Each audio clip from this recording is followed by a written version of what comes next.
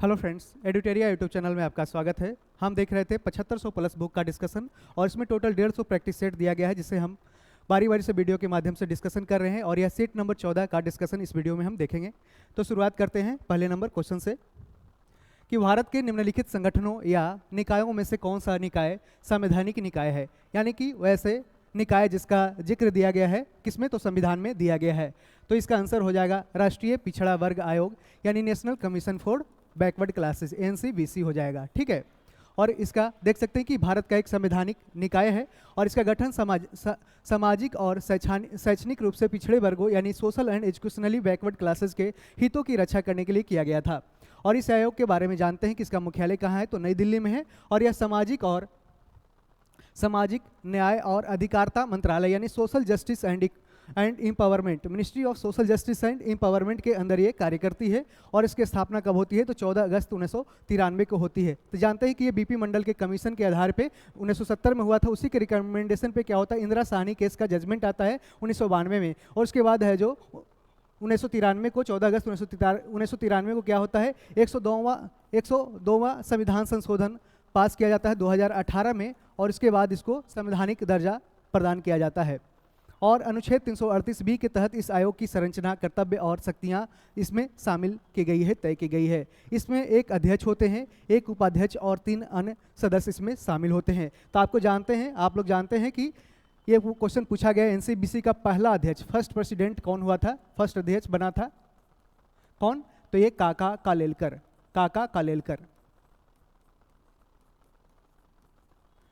कालेलकर इसके अध्यक्ष पहले बने थे। कब, 29 जनवरी 1953 को। हो सकता है इससे आपको पूछ दे कि ये रिपोर्ट कब अपना पेश किए थे, तो रिपोर्ट 1955 में। कब, 1955 में। बीपीएससी जैसे क्वेश्चन पूछा है कि सरकारिया कमीशन की स्थापना कब होती है और इसने कब रिपोर्ट अपना सरकार को सौंपती है, तो 1983 में। उसके बाद रिपोर्ट सौंपती है 1987 में, इसको याद रखना है। तो 1955 में ये रिपोर्ट सौंपती है। ठीक है, उसके बाद 1970 में क्या होता है, 1970 में ये इसके अध्यक्ष कौन होते हैं, बीपी मंडल होते हैं। कौन, बीपी मंडल।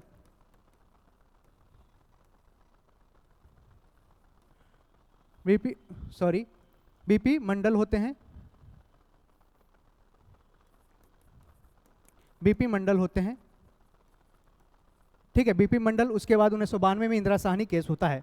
क्या होता है, इंदिरा साहनी केस, 1992 में इंदिरा साहनी केस होता है। उसी के बाद है जो इंदिरा साहनी केस के जजमेंट के आधार पे है जो 102वां संविधान संशोधन पास किया जाता है और इसमें इसको संवैधानिक दर्जा दिया जाता है। इसकी नियुक्ति क्यों करता है, तो राष्ट्रपति के हस्ताक्षर और मुहर से जारी वारंट के जरिए की जाती है। आयोग का काम है कि सामाजिक रूप से पिछड़े वर्गों के सामाजिक आर्थिक विकास में सलाह देना और भाग लेना, उनके विकास की प्रगति का मूल्यांकन करना और शिकायतों और कल्याणकारी उपायों की है जो इसमें जांच करना है। तो इसका आंसर क्या हो जाएगा, ऑप्शन ए करेक्ट हो जाएगा। और हम बारी बारी से देखते हैं और भी ऑप्शन को, जैसे कि राष्ट्रीय मानवाधिकार आयोग यानी नेशनल ह्यूमन राइट्स कमीशन के बारे में हम जानते हैं। तो इसकी ये क्या है, तो एनएचआरसी क्या है, तो भारत में मानवाधिकारों की रक्षा और संवर्धन के लिए स्थापित एक स्वायत्त वैधानिक संस्था यानी कि स्टैट्यूटरी बॉडी है। इसकी स्थापना कब होती है, 12 अक्टूबर 1993 को होती है। और ये मानव अधिकार संरक्षण अधिनियम 1993 के तहत हुई थी। यह आयोग मानवाधिकारों के उल्लंघनों की समीक्षा और समाधान है जो करता है। मानवाधिकारों की सुरक्षा और संवर्धन के लिए सिफारिश भी करता है। और इसकी संरचना में क्या होता है, ये पूछा जाता है क्वेश्चन। तो एक अध्यक्ष होता है, 4 पूर्णकालिक सदस्य और 4 अन्य मानक सदस्य भी इसमें शामिल होते हैं। अध्यक्ष और सदस्यों की नियुक्ति राष्ट्रपति के द्वारा प्रधानमंत्री की अध्यक्षता वाली उच्च स्तरीय कमेटी की सिफारिशों पर की जाती है। अध्यक्ष और सदस्यों का कार्यकाल होता है, ये क्वेश्चन बीपीएससी जो 67वीं पीटी हुआ था, जो पेपर कैंसिल हुआ था शायद, उसमें ये क्वेश्चन पूछा गया था कि एनएचआरसी के जो अध्यक्ष होते हैं उसकी कार्यकाल क्या होता है, तो 3 साल और 70 साल होता है। 3 साल या 70 साल, इसमें जो भी पहले हो उसका है जो निर्णय लिया जाता है कि कब इसको रिटायर हो जाएगा। अध्यक्ष के तौर पर भारत के मुख्य न्यायाधीश या सर्वोच्च न्यायालय के किसी अन्य न्यायाधीश की नियुक्ति की जा सकती है। कौन इसके अध्यक्ष होते हैं, तो सुप्रीम कोर्ट के या उसके अध्यक्ष होते हैं, सुप्रीम कोर्ट के चीफ जस्टिस या कोई भी जज इसके है जो अध्यक्ष हो सकते हैं। आयोग में 5 विभाग भी होते हैं, जिसमें से विधि विभाग, जांच विभाग, नीति अनुसंधान और कार्यक्रम विभाग और प्रशिक्षण विभाग और प्रशासन विभाग इसमें शामिल होते हैं। अब बात करते हैं कि भारत का विधि आयोग के बारे में। तो लॉ कमीशन ऑफ इंडिया के बारे में जानते हैं कि अभी हाल ही में वर्तमान में 23वां विधि आयोग का स्थापना किया गया था। किसके द्वारा, तो इंडियन प्रेसिडेंट के द्वारा। ठीक है, और ये क्या होता है, हर एक 3 वर्षों के लिए किया जाता है। कितने वर्षों के लिए? तो 3 वर्षों के लिए किया जाता है। किसके द्वारा? तो बाई प्रेसिडेंट के द्वारा किया जाता है, और प्रेसिडेंट के द्वारा किया जाता है। और ये कोई एक संवैधानिक बॉडी भी नहीं है, ना ही एक वैधानिक बॉडी है। तो ये क्या है? तो ये कभी कभी राष्ट्रपति के द्वारा न्याय की समीक्षा करने के लिए, संविधान की समीक्षा करने के लिए इसको है जो बनाया जाता है। किसके द्वारा? प्रेसिडेंट के द्वारा। और कितने साल के लिए? तो 3 साल के लिए होता है। तो अभी जो 23वां विधि आयोग बनाया गया है वो क्या काम करेगा? तो 1 सितंबर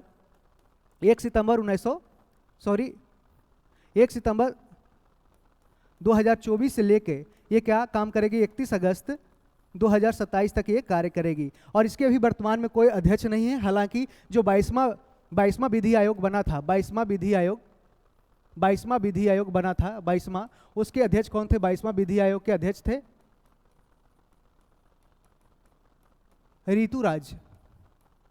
ऋतुराज अवस्थी। इसको याद रखना है, अभी ये रिटायर हो चुके हैं, ठीक है, ऋतुराज अवस्थी। और उसके बाद 21वां का भी याद रखना है। 21वां कौन था? तो बलवीर सिंह चौहान। हो सकता है आपसे मिलान करने के लिए पूछ दे, तो इसको याद रखना, बलवीर सिंह चौहान, ठीक है, इसको याद रखना है। अब हम बात करते हैं कि भारत का विधि आयोग के बारे में। तो भारत सरकार के द्वारा स्थापित एक गैर संवैधानिक संगठन, यानी कि नॉन कॉन्स्टिट्यूशनल बॉडी है और नॉन स्टैट्यूटरी बॉडी भी है, ठीक है, जो समय समय पर उत्पन्न होने वाले किसी भी कानूनी मामलों पर यह सलाह देता है। हालांकि जो सलाह देता है वो बाध्यकारी नहीं है, सरकार इसको मान भी सकता है और न भी मान सकता है। और अभी तक इसने लॉ कमीशन ने कितने 289 रिपोर्ट अभी तक दे चुका है। कितना? 289 रिपोर्ट टोटल ये दे चुका है। कौन? ये विधि आयोग दे चुका है। आयोग की स्थापना कब होती है? तो 1955 में होती है और हर 3 साल में इसका पुनर्गठन किया जाता है। भारत के 21वें विधि आयोग ने 31 अगस्त 2018 तक ये कार्य किया। उसके बाद 22वां विधि आयोग आया जो 1 सितंबर 2024 तक काम किया, और 1 सितंबर 2024 के बाद 31 अगस्त 2027 तक 23वां विधि आयोग है जो कार्य करेगी, ठीक है। अब बात करते हैं कि भारत का विधि आयोग कानून और न्याय मंत्रालय, यानी ministry of law and justice के लिए एक सलाहकार निकाय के रूप में यह कार्य करती है। और ईस्ट इंडिया कंपनी ने 1833 के चार्टर अधिनियम के तहत भारत में औपनिवेशिक अधिकार के दौरान लॉर्ड मैकाले की अध्यक्षता में पहला विधि आयोग बनाया था। इसको याद रखना है, पहला विधि आयोग किसके अध्यक्षता में बना था? तो लॉर्ड मैकाले के अध्यक्षता में बना था। और 1955 में भारत के पहले स्वतंत्र विधि आयोग का गठन किया गया था। कब? 1955 में। और भारत के प्रथम महान्यायवादी जो अटॉर्नी जनरल था, कौन? श्री MC सीतलवाड़ ने इस पैनल की अध्यक्षता की थी। और सबसे पहला जो बना था विधि आयोग का अध्यक्ष बना था, कौन? MC सीतलवाड़, इसको याद रखना है। और ये कौन थे? तो पहले ये अटॉर्नी जनरल पे ये रह चुके थे, ठीक है, इसको याद रखना है। राष्ट्रीय उपभोक्ता विवाद निवारण आयोग की बात करते हैं, यानी कि national consumer dispute redressal commission, यानी कि national consumer dispute redressal commission, यानी कि राष्ट्रीय उपभोक्ता विवाद निवारण आयोग भारत में एक संगठन है जो उपभोक्ता संबंधी यानी कंज्यूमर के शिकायतों को और विवादों को इसमें संभालता है। और इसके कार्य में मुख्य रूप से शामिल है कि आपको इसमें जो शिकायत सुनी जाती है कितना, तो 1 करोड़ रुपए से अधिक मूल्य की शिकायत ही सुनवाई की जा सकती है। यदि आपका कोई उससे रिलेटेड है तो आप वहाँ पे NCRDC में जा सकते हैं। निर्णयों की समीक्षा करता है कौन? तो राज्य आयोगों या जिला मंचों के द्वारा लिए गए निर्णयों की यह समीक्षा कर सकता है। त्वरित, किफायती और संक्षिप्त समाधान प्रदान करता है।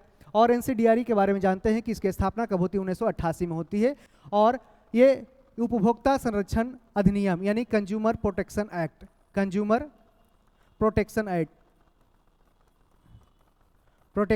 1986, कब? 1986 के तरफ से ये कार्य होता है। और बाद में इसको जानते हैं कि ये CPA कंज्यूमर प्रोटेक्शन एक्ट ये 2019 में इसको संशोधन किया गया है, इसको जानते हैं। इसमें कुछ ई-कॉमर्स जो अभी जैसे बहुत सारे कॉमर्स वेबसाइट आ गए हैं उसके बारे में भी इसको है जो लिया गया है। NCDRC का नेतृत्व कौन करता है? तो भारत के सर्वोच्च न्यायालय के पूर्व या वर्तमान न्यायाधीश करते हैं। वर्तमान प्रमुख न्यायमूर्ति कौन है? RK अग्रवाल इसके अध्यक्ष हैं। NCDRC एक वैधानिक निकाय है, यानी कि स्टैट्यूटरी बॉडी है, लेकिन संवैधानिक निकाय नहीं है, इसको याद रखना है। इसमें कॉन्स्टिट्यूशनल बॉडी में इसको जिक्र नहीं किया गया है। NCDRC शीर्ष निकाय है और इसके अधीन कितने हैं? तो 35 राज्य आयोग और 629 जिला मंच है। जिला मंच इसकी सुनवाई करती है। जिला मंच इसका पहले शिकायत को दर्ज करती है, उसके बाद इसके द्वारा लिए गए निर्णय को राज्य आयोग के द्वारा इसमें है जो समीक्षा की जाती है उसमें रिव्यू की जाती है। तो हम आगे बढ़ते हैं कि भारत के राष्ट्रपति के संदर्भ में निम्नलिखित में से कौन सा कथन सही है, ये पूछा गया है, क्वेश्चन है। तो इसका देख सकते हैं कि भारतीय संविधान के अनुच्छेद 52 में नहीं है, ये कहाँ पे अनुच्छेद 58 में है। 58 में राष्ट्रपति की योग्यता यानी कि qualification of president for the election, ये वर्णन किया गया है। भारत में अब तक किसी भी राष्ट्रपति पर महाअभियोग नहीं लगाया गया है, यानी इम्पीचमेंट आर्टिकल 61 में दिया गया है। इम्पीचमेंट जो राष्ट्रपति पे लगाया जाता है, आज तक भारत में किसी भी राष्ट्रपति को महाभियोग लगाकर हटाया नहीं गया है। महाभियोग कब लगता है? जब ये संविधान के उल्लंघन करते हैं। हालांकि इसको डिफाइन नहीं किया गया है कि किस तरह से संविधान का उल्लंघन राष्ट्रपति करेगा, ठीक है। तो इम्पीचमेंट, और इसी के आधार पे ये राष्ट्रपति और सुप्रीम कोर्ट के जज या फिर सीजेआई, इसको भी रिमूवल किया जाता है, हटाया जाता है अपने पद से 2/3 मेजोरिटी से पास करके, जैसा कि ये प्रेसिडेंट को हटाया जाता है। लेकिन क्या होता है कि ये जो इसको बोला जाता है रिमूवल, इसको रिमूवल यानी हटाया जाना, पद से हटाया जाना। लेकिन प्रेसिडेंट जब हटता है तो सिर्फ इम्पीचमेंट बोला जाता है, यानी महाभियोग लगाया जाता है, ठीक है। इसको याद रखना है। तो इसमें कह रहा है कि भारत में अब तक किसी भी राष्ट्रपति पर महाअभियोग नहीं लगाया गया है, तो ये स्टेटमेंट सही है। हालांकि प्रयास किया गया है लेकिन वो सफल नहीं हो पाया है, ठीक है। पहला स्टेटमेंट गलत है, दूसरा सही है। तो इसका आंसर क्या हो जाएगा? कह रहा है कौन सा इसमें सही उत्तर है, तो सही उत्तर केवल 2 हो जाएगा। भारत में अभी तक किसी भी राष्ट्रपति पर महाअभियोग नहीं लगाया गया है। और राष्ट्रपति के महाअभियोग की प्रक्रिया क्या होती है? तो महाअभियोग के आरोप संसद के किसी भी सदन यानी लोकसभा या राज्यसभा में भी सदस्यों के द्वारा शुरू किया जा सकता है, और इन आरोपों पर सदन के 1/4 सदस्यों के द्वारा हस्ताक्षर किए जाना चाहिए। राष्ट्रपति को 14 दिन का नोटिस पीरियड भी दिया जाता है, यानी कि राष्ट्रपति को भी पता चलना चाहिए कि उसके लिए क्या है। तो 14 दिन पहले उसको पता चलना चाहिए कि हाँ हमारे खिलाफ क्या है। तो हमारे खिलाफ इम्पीचमेंट यानी रिमूवल का प्रोसीजर स्टार्ट हो चुका है, प्रक्रिया स्टार्ट हो चुका है। और ये राष्ट्रपति को अधिकार मिलता है कि वो अपना कोई भी वकील है जो हायर कर सकता है, ठीक है। इसको याद रखना है। महाभियोग के प्रस्ताव को सदन के कुल सदस्यों में से 2/3 के बहुमत से यानी 2/3 के मेजोरिटी से पारित किया जाता है, और फिर इसे अन्य सदनों में भी भेजा जाता है, यानी कि अदर हाउस में। राष्ट्रपति का महाभियोग संसद में एक अर्ध न्यायिक प्रक्रिया यानी कोसाई जुडिशियल प्रोसेस है, ठीक है। जुडिशियल प्रोसेस है, यानी हाफ जुडिशियल, कोसाई माने हाफ जुडिशियल प्रोसेस है। इस संदर्भ में 2 बातों पर ध्यान दिया जाना चाहिए कि संसद के दोनों सदनों के नामित सदस्य राष्ट्रपति के महाभियोग में भाग ले सकते हैं। हालांकि जो नामित सदस्य होते हैं, नॉमिनेटेड मेंबर होते हैं, वो राष्ट्रपति के इलेक्शन में भाग नहीं लेते हैं। राष्ट्रपति के इलेक्शन में भाग कौन लेते हैं? तो जो कैंडिडेट है, जो एमएलए या फिर एमपी, वैसे एमएलए और एमपी जो क्या है वो इलेक्टेड हैं, नॉमिनेटेड नहीं है, यानी कि नामित सदस्य नहीं है। नामित सदस्य इसके रिमूवल में भाग लेते हैं, लेकिन इलेक्टेड एमएलए यानी कि इलेक्टेड जो विधायक होते हैं वो राष्ट्रपति के रिमूवल में भाग नहीं लेते हैं, सिर्फ इलेक्ट कर देते हैं। राज्यों और केंद्र शासित प्रदेशों दिल्ली और पुडुचेरी की विधानसभाओं के निर्वाचित सदस्य राष्ट्रपति के महाभियोग में भाग नहीं लेते हैं, हालांकि वे उसके चुनाव में भाग लेते हैं। तो आपको यहाँ पे हमने बता दिया, ठीक है। तो आगे हम देखते हैं और भी राष्ट्रपति के जो अनुच्छेद 52 से 62 तक राष्ट्रपति के अनुच्छेद दिए गए हैं, ठीक है। उसमें देख सकते हैं कि 52 में क्या है। तो 52 में कहा गया कि भारत का एक राष्ट्रपति होगा। 53 में बताया गया कि राष्ट्रपति के पास संघ की कार्यपालिका शक्ति होगी, यानी कि एग्जीक्यूटिव पावर इन्वेस्ट किस में होगा? तो राष्ट्रपति में होगा। और 54 में दिया गया है राष्ट्रपति के चुनाव की प्रक्रिया, यानी कि प्रोसीजर ऑफ इलेक्शन ऑफ राष्ट्रपति, ठीक है। 55 में दिया गया राष्ट्रपति के चुनाव के तरीके, किस तरह से चुनाव किए जाएंगे राष्ट्रपति के। और 56 में कह रहा है राष्ट्रपति के कार्यकाल का जिक्र किया गया है, कितने वर्षों तक राष्ट्रपति बने रहेंगे अपने कार्यकाल में।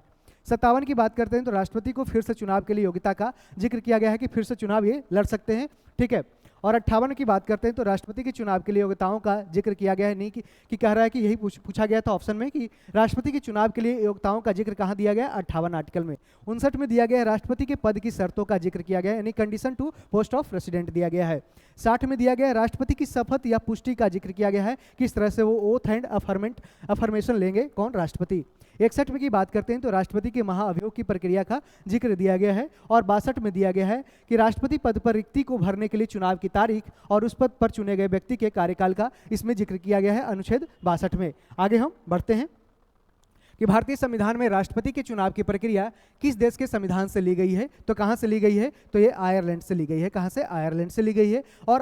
और भी हम देखते हैं कि राष्ट्रपति के चुनाव की प्रक्रिया होती किससे है? तो इलेक्टोरल कॉलेज के माध्यम से होता है, ठीक है, इलेक्टोरल कॉलेज। और इसमें भाग कौन कौन लेता है? देखिए इसमें भाग कौन लेता है, तो इसको याद रखना है ये, ठीक है, elected MPs of Lok Sabha and Rajya Sabha. Elected MPs of कहाँ, तो लोकसभा और राज्यसभा, लोकसभा प्लस राज्यसभा। और इसमें कौन और भी कौन होते हैं, इलेक्टेड एमएलए यानी कि विधायक। ये किसका, तो ये सिर्फ होते हैं एमएलए कहाँ का, तो ये सिर्फ होते हैं कहाँ के, तो ये विधानसभा के, राज्य विधानसभा के,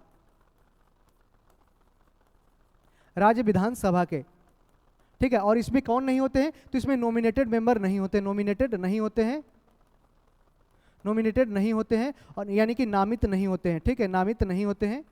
और इसमें कौन नहीं होते हैं, और एक इसमें नहीं होते हैं कि विधान परिषद के सदस्य इसमें शामिल नहीं होते हैं, विधान परिषद के सदस्य भी इसमें शामिल नहीं होते हैं। और इसमें भी नामित सदस्य इसमें शामिल नहीं होते हैं, नामित सदस्य इसके इलेक्शन में प्रेसिडेंट के शामिल नहीं होते हैं। और इसमें एक और कौन शामिल होता है, तो वो एमएलए जो पुडुचेरी या दिल्ली के विधानसभा से शामिल होते हैं, ठीक है, इसको याद रखना है। अब हम बात करते हैं कि और भी भारतीय संविधान के स्रोत को है जो अदर कंट्री से लिया गया है, जिस कारण से इसको कहा जाता है भारतीय संविधान को बैग ऑफ बोरोइंग्स यानी कि कर्जों का थैला कहा जाता है। तो ब्रिटेन से कहा क्या क्या लिया गया है, तो एकल नागरिकता यानी कि जानते हैं कि सिंगल सिटीजनशिप है जो भारत में अपनाया गया है, सिंगल सिटीजनशिप। जैसे कि अमेरिका में डबल सिटीजनशिप है, कोई अमेरिका के किसी राज्य के भी निवासी हो सकते हैं यानी नागरिक हो सकते हैं, और उसके पूरा अमेरिका के भी नागरिक हो सकते हैं यानी 2 नागरिक उसको मिल जाता है। लेकिन भारत में क्या है कि आप बिहार के निवासी हैं लेकिन नागरिक कहाँ है, तो ये सिर्फ भारत के एक ही नागरिक हो सकते हैं। संसदीय प्रणाली की बात करते हैं तो ये कहाँ से, ब्रिटेन से लिया गया है, पार्लियामेंट्री सिस्टम ऑफ गवर्नमेंट। जबकि प्रेसिडेंशियल फॉर्म ऑफ गवर्नमेंट कहाँ का है, तो यूनाइटेड स्टेट्स ऑफ अमेरिका का है। संसदीय विशेषाधिकार जो आर्टिकल 105 में दिया गया है, आर्टिकल 105 में दिया गया है संसदीय विशेषाधिकार यानी कि पार्लियामेंट्री प्रिविलेजेस, यानी कि कोई जो पार्लियामेंट यानी संसद का कोई सदस्य है तो उसको है विशेष अधिकार दिया जाता है। विधि का शासन यानी रूल ऑफ लॉ, विधि निर्माण प्रक्रिया, विधि के समझ क्षमता, राष्ट्रपति की संवैधानिक स्थिति और लोक सेवकों का कार्यकाल, ये सारे ब्रिटेन के संविधान से लिए गए हैं। रूस की बात करते हैं तो इसे मौलिक कर्तव्य यानी फंडामेंटल ड्यूटी जो मूल संविधान में ऐड नहीं किया गया है, इसे 42वां संविधान संशोधन 1976 के द्वारा सरदार स्वर्ण सिंह कमेटी के रिकमेंडेशन के आधार पर इसको है जो शामिल किया गया है। कहाँ पे, तो ये भारत के संविधान में आर्टिकल 51A में शामिल किया गया है, पार्ट 4A में। समाजवाद की बात करते हैं, सामाजिक आर्थिक राजनीतिक न्याय यानी social justice, economic social justice and political, social क्या है, social economic and political justice की बात करते हैं तो कहाँ पे दिया गया है, प्रेमबल में दिया गया है। पंचवर्षीय योजना की बात करते हैं तो ये सारे कहाँ से लाया गया है, तो रूस के संविधान से लिया गया है। और बात करते हैं कनाडा से, तो कनाडा से लिया गया संघात्मक व्यवस्था यानी फेडरल स्ट्रक्चर लिया गया है। अवशिष्ट शक्तियाँ यानी कि रेसिडुअरी पावर लिया गया है। राज्यपाल का पद और जीएसटी का स्वरूप कहाँ से लिया गया है, जीएसटी की जानते हैं गुड्स एंड सर्विस टैक्स, और ये 2017 में पास होता है 1 जुलाई 2017 को, ठीक है, इसको याद रखना है, ये कनाडा से लिया गया है। आयरलैंड और या आयरिश कॉन्स्टिट्यूशन से क्या लिया गया है, तो इसमें नीति निर्देशक तत्व यानी कि DPSP directive principles of state policy जिसका पार्ट 4 में जिक्र किया गया, आर्टिकल 36 से लेकर के 51 तक दिया गया है। राष्ट्रपति के निर्वाचन की रीति भी कहाँ से आया है, तो आयरलैंड से लिया गया है। देखिए राष्ट्रपति के निर्वाचन का रीति किस तरह से निर्वाचन होगा, और यहाँ पे आयरलैंड में पूछा गया है कि राष्ट्रपति के चुनाव की प्रक्रिया की कहाँ से लिया गया है, तो आयरलैंड से। जबकि यहाँ पे देख सकते हैं आयरलैंड, हाँ यही क्वेश्चन सेम पूछा है कि राष्ट्रपति की चुनाव की प्रक्रिया कहाँ से, आयरलैंड से। और आयरलैंड से क्या लिया गया है, तो राष्ट्रपति के निर्वाचन की रीति लिया गया है, किस तरह से किया जाएगा प्रक्रिया। राज्यसभा में 12 सदस्यों का मनोनयन किया जाता है, किसके द्वारा, राष्ट्रपति के द्वारा, ये भी कहाँ से, आयरलैंड से ही लिया गया है। जबकि जापान के द्वारा लिया गया है विधि द्वारा स्थापित प्रक्रिया यानी कि प्रोसीजर एस्टैब्लिश्ड बाय लॉ, ये कहाँ से लिया गया है, जापान के द्वारा वहाँ से संविधान से लिया गया है, भारत के द्वारा। अमेरिका की बात करते हैं तो यहाँ से मौलिक अधिकार, फंडामेंटल राइट, सुप्रीम कोर्ट, स्वतंत्र न्यायपालिका यानी कि इंडिपेंडेंट जुडिशियरी, न्यायिक पुनर्अवलोकन यानी कि जुडिशियल रिव्यू लिया गया है, संविधान का सर्वोच्चता यानी सुप्रीमेसी ऑफ कॉन्स्टिट्यूशन, विधियों का समान संरक्षण, राष्ट्रपति पर महाअभियोग, उपराष्ट्रपति का पद कहाँ से लिया गया है, कहाँ से, अमेरिका से लिया गया है। वित्तीय आपातकाल यानी फाइनेंशियल इमरजेंसी जिसका आर्टिकल 360 में दिया गया है, और भारत में अभी तक एक बार भी वित्तीय आपातकाल नहीं लगा है। प्रस्तावना ये कहाँ से लिया गया है, अमेरिका से। जबकि प्रस्तावना की बात करते हैं तो अमेरिका से, और प्रस्तावना की भाषा की बात करते हैं कहाँ से, ये भाषा ऑस्ट्रेलिया से लिया गया है। भाषा, प्रस्तावना की जो भाषा है ये कहाँ से, ऑस्ट्रेलिया से, और प्रस्तावना कहाँ से, अमेरिका से लिया गया है। और ऑस्ट्रेलिया से क्या लिया गया है समवर्ती सूची यानी कंकरेंट लिस्ट, ठीक है, जिसपे केंद्र और राज्य दोनों मिलकर कानून बनाते हैं। केंद्र राज्य संबंध ये भी कहाँ से, ऑस्ट्रेलिया से लिया गया है।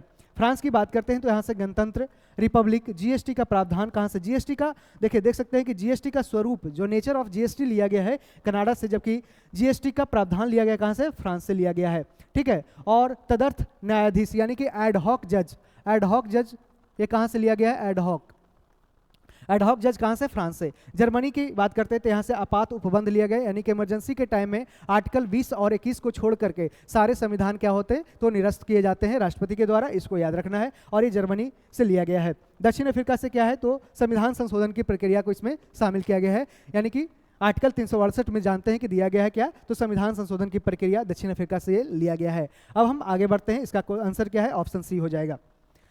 भारत में न्यायपालिका द्वारा रीट जारी करने का प्रावधान किस देश से लिया गया है, तो ये कहाँ से, तो ब्रिटेन से लिया गया है रीट जारी करने के कारण। तो जानते हैं कि आर्टिकल 32 के द्वारा आप सुप्रीम कोर्ट जा सकते हैं, या फिर आर्टिकल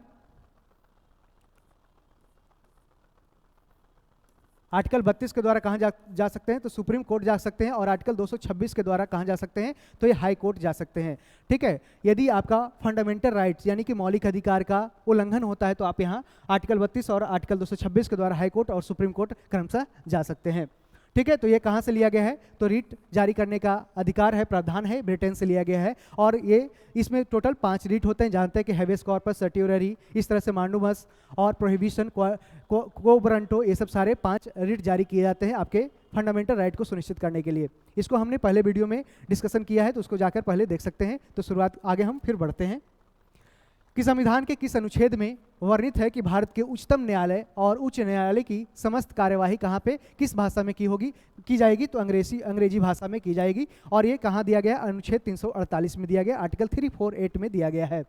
करार के अनुच्छेद 348(1) के मुताबिक सर्वोच्च न्यायालय और सभी उच्च न्यायालयों में होने वाली सभी कार्यवाही अंग्रेजी में होगी। कहाँ पे, अंग्रेजी में होगी। यह तब तक लागू रहेगा जब तक कि संसद कानून के जरिए कुछ और भी प्रावधान न कर दे। जबकि 348(2) में यही दिया गया है कि इसके मुताबिक किसी राज्य का राज्यपाल राष्ट्रपति की पूर्व सहमति से उस राज्य के हाईकोर्ट में हिंदी या किसी अन्य आधिकारिक भाषा का इस्तेमाल करा सकता है। हालांकि ऐसे उच्च न्यायालयों द्वारा पारित आदेश, डिक्री या निर्णय अंग्रेजी में ही होंगे, लेकिन जो वो निर्णय देंगे, कोई भी डिक्री पास करेंगे तो सारे वो अंग्रेजी में ही होंगे, ठीक है। इसका आंसर क्या हो जाएगा, ऑप्शन डी करेक्ट हो जाएगा। संविधान के किस अनुच्छेद में कहा गया है कि भारतीय संविधान का संक्षिप्त नाम क्या है, तो ये भारत का संविधान है, भारत का संविधान है। यहाँ पे दिया गया है किसमें, अनुच्छेद 393 में दिया गया है। तो जानते हैं कि सबसे छोटा, यदि आपसे पूछ दे कि सबसे छोटा संविधान का कौन सा आर्टिकल है, तो ये आर्टिकल 52, आर्टिकल 52 है जो सबसे छोटा है। सबसे छोटा कौन है, आर्टिकल 52 है, सबसे छोटा अनुच्छेद है, ठीक है। और उसके बाद उसी में आता है 393, 63 और अनुच्छेद 214, ये सब छोटे अनुच्छेद में शामिल होते हैं। तो भारतीय संविधान के अनुच्छेद 393 के अनुसार विचाराधीन दस्तावेज को भारत का संविधान कहा जाएगा। क्या, तो अनुच्छेद 393 के अनुसार कहा जाएगा। भारतीय संविधान के अनुच्छेद 393 की आवश्यकता सभी कानूनी, कार्यकारी और न्यायपालिका के संदर्भ में भारतीय संविधान का एक मजबूत संदर्भित प्रदान करने में ये है जो करने के लिए किया गया था, ठीक है। जब आपको कहीं पूरे कॉन्स्टिट्यूशन में लिखा ही नहीं है कि क्यों ये भारत का संविधान है, तो फिर भारत का संविधान रहेगा कैसे, इसलिए आर्टिकल 393 में इसको ऐड किया गया कि भारत का यह संविधान है, ठीक है। इसका आंसर ऑप्शन भी करेक्ट हो जाएगा। अब बात करते हैं कि निम्नलिखित नदियों पर विचार करना और बताना है कि कौन सी नदियां पूर्वी घाट से निकलती है। तो जानते हैं कि इस तरह से, यहाँ जानते हैं कि इस तरह से क्या है, ये इधर ईस्टर्न घाट है यानी पूर्वी घाट है, इधर पूर्वी घाट है, इधर क्या है तो इधर पश्चिमी घाट है, पश्चिमी घाट है, जिसे बोलते हैं क्या, तो इसको सह्याद्री भी बोलते हैं, सह्याद्री भी बोलते हैं, ठीक है। इसको सह्याद्री भी बोलते हैं, क्या बोलते हैं, इसको सह्याद्री बोलते हैं, ठीक है।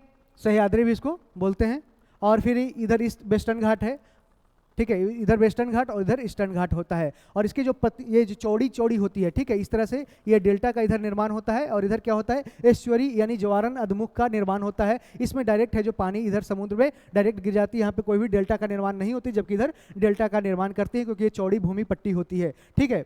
यहाँ पे कह रहा है कि कौन सा नदी पूर्वी घाटी से निकलती है, यानी कि पूर्वी घाटी इधर है, ये यहाँ से निकलती है। तो जानते हैं कि एक नागवली है और एक बंसधारा, ये दो नदियाँ हैं जो कहाँ से, पूर्वी घाट से निकलती है। तो नागवली कहाँ पे है, तो ये आंध्र प्रदेश में है, कहाँ पे, आंध्र प्रदेश में है, आंध्र प्रदेश में है नागवली। और ये बंसधारा कहाँ है, तो आंध्र प्रदेश प्लस कहाँ, ओडिशा में है,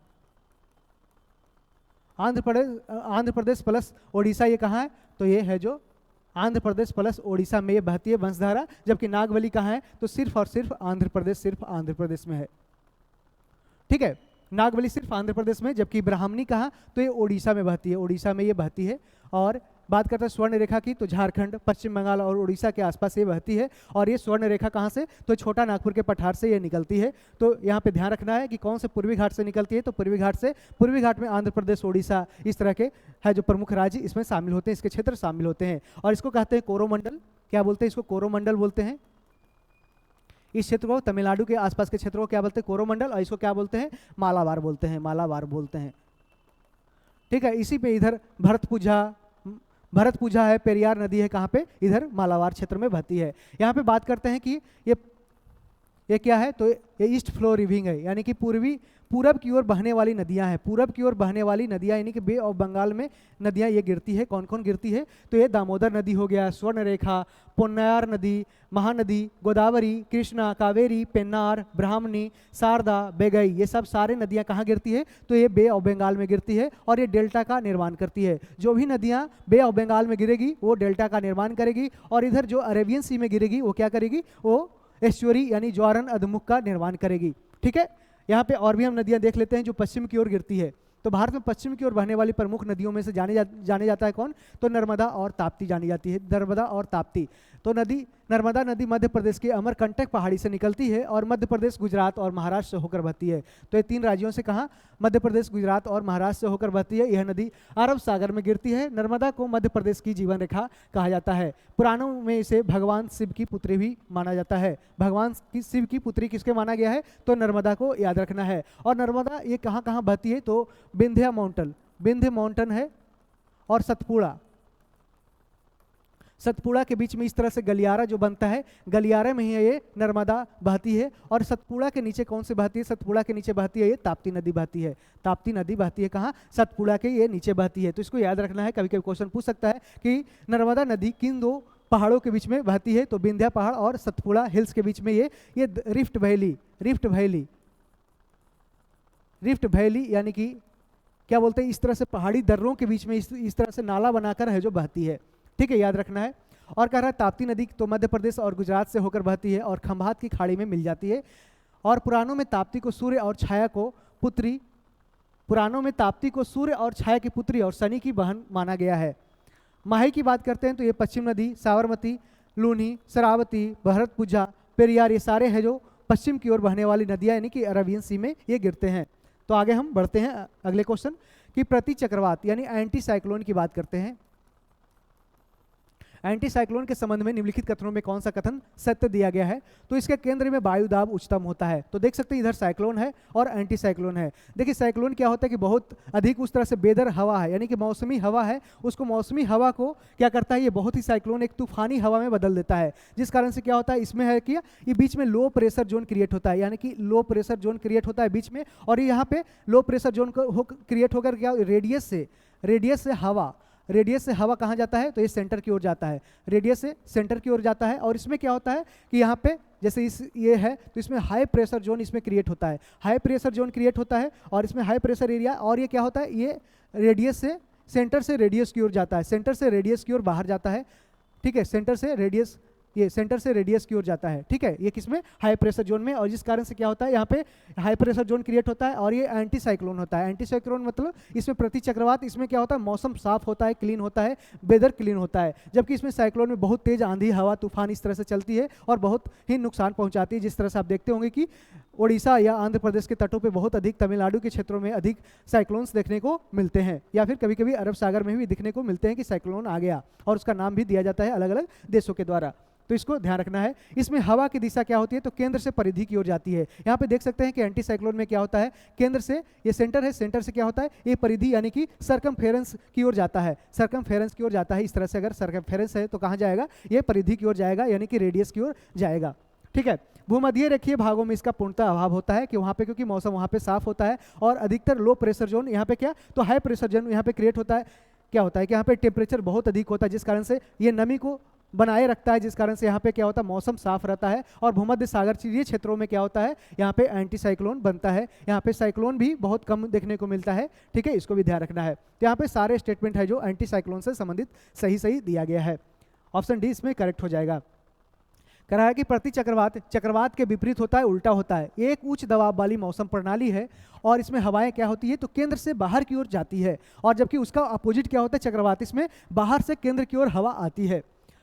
और प्रति चक्रवात में हवाएं क्या होती है, उत्तरी गोलार्ध में दक्षिणावर्त और दक्षिणी गोलार्ध में क्या होती है, तो वामावर्त घूमती है। इस तरह से यदि, ठीक है, इस तरह से क्या होता है, ग्लोब है 0 डिग्री, इक्वेटर है, ठीक है। इसमें क्या होता है, नॉर्दर्न हेमिस्फीयर में क्या होता है कि दक्षिणावर्त, यानी कि इस तरह से मूवमेंट करती है दक्षिणावर्त, और इधर क्या, तो ये नॉर्थ हेमिस्फीयर है, और इधर साउथ हेमिस्फीयर में क्या करती है, तो इधर लेफ्ट की ओर है जो टर्न करती है। लेफ्ट की ओर कहाँ, साउदर्न हेमिस्फीयर में, और राइट की ओर, राइट नॉर्दर्न हेमिस्फीयर में राइट की ओर टर्न करती है। जबकि इसका अपोजिट क्या होता है, ये एंटी साइक्लोन यानी प्रति चक्रवात की केस है। और इसमें क्या होता है, इसका अपोजिट क्या होता है, जब साइक्लोन बनता है तो इसमें अपोजिट क्या होता है, इसमें इस तरह से नॉर्दर्न हेमिस्फीयर में क्या होता है, लेफ्ट की ओर, और इसमें ये साउदर्न हेमिस्फीयर में क्या होता है, वेस्ट की ओर। इसमें साइक्लोन का केस ये बनता है, ठीक है, ठीक है। इसको ध्यान रखना है कि कौन से मूवमेंट कब होते हैं, इसको याद रखना है, ठीक है। अब कह रहा है प्रति चक्रवातों में हवा ऊपर से आती है और जमीन पर गिरती है। तो जानते हैं कि इसमें क्या होता है, ऊपर से हवा आती है और ये जमीन पे गिरती है। और प्रति चक्रवातों में दाब प्रवणता कम, इसमें 10 से 14 मिलीबार होता है, बहुत ही कम होता है। और प्रति चक्रवातों की गति चक्रवातों से बहुत कम होती है, यानी कि इस तरह से मौसम साफ दिखाई देता है, ठीक है। मौसम साफ आसमान और शांत मौसम रहता है, और इसमें शुष्क पवन यानी ड्राई विंड चलता है। इसमें कोई भी ज़्यादा बारिश देखने को नहीं मिलती है, और इसमें वर्षा की संभावना क्या होती है, कम हो जाती है। और इसमें मौसम स्थिर रहता है और कई दिनों या हफ्तों तक ये साफ सुथरा मौसम रह सकता है। तापमान में चरम सीमा तक बदलाव हो सकता है, जैसे गर्मी की लहरें या ठंड का दौर, इसमें बदलाव देखने को आगे मिलता है। यहाँ पे देख सकते हैं अगले प्रश्न की महासागर की भूप्रपट्टी यानी कि क्रस्ट की बात करते हैं, अर्थ क्रस्ट। भूप्रपट्टी में मुख्य रूप से किसकी बहुलता होती है, तो जानते हैं कि मुख्य रूप से किसकी बहुलता होती है, तो इसमें सिलिका और मैग्नीशियम का होता है। सिलिका और मैग्नीशियम की बात कर रहा है कहाँ पे, महासागर में, यानी सीमा की बात किया जा रहा है। तो कहाँ पे सीमा रहेगा, तो ए और बी इसका दोनों आंसर सही हो जाएगा। और यदि बात करते हैं क्रस्ट के, कहाँ पे है ये महासागर की बात कर रहे हैं, यही कहा दे कहाँ पे, तो ये महाद्वीपीय की बात करते हैं। महाद्वीपीय भूप्रपट्टी में क्या होगा, तो अलसी होगा, एल्युमिनियम और सिलिकॉन की होगी, एल्युमिनियम और सिलिकॉन यहाँ पे अलसी हो जाएगा, ठीक है।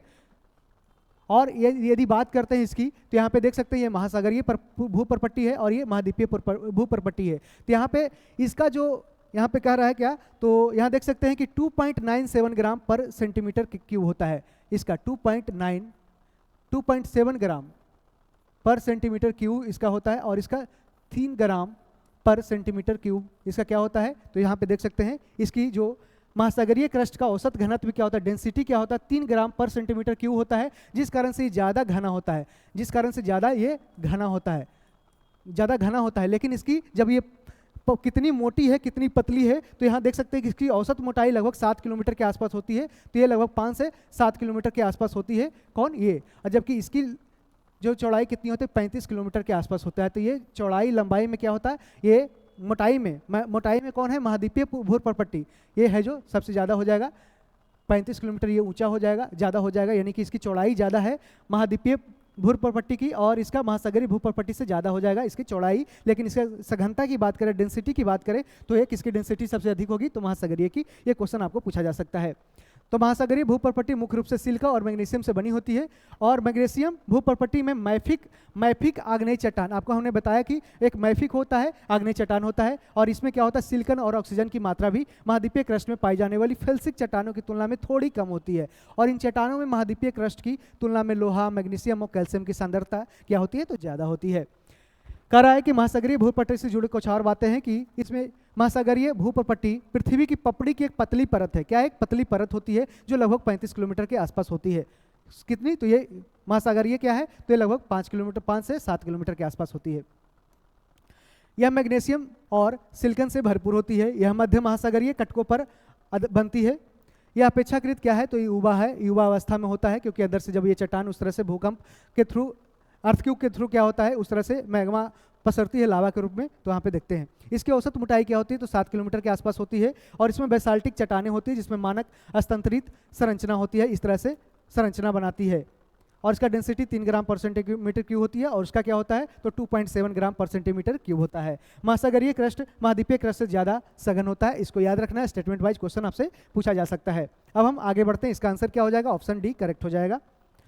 कार्य निम्नलिखित में से कौन सा कथन सही दिया गया है कि पृथ्वी की ऊपरी परत को क्या कहते हैं, भूपर्पट्टी कहते हैं यानी कि क्रस्ट कहते हैं, जिसकी मोटाई और गहराई कितनी होती है तो 35 किलोमीटर तक की होती है, तो आपको हमने बताया सही है।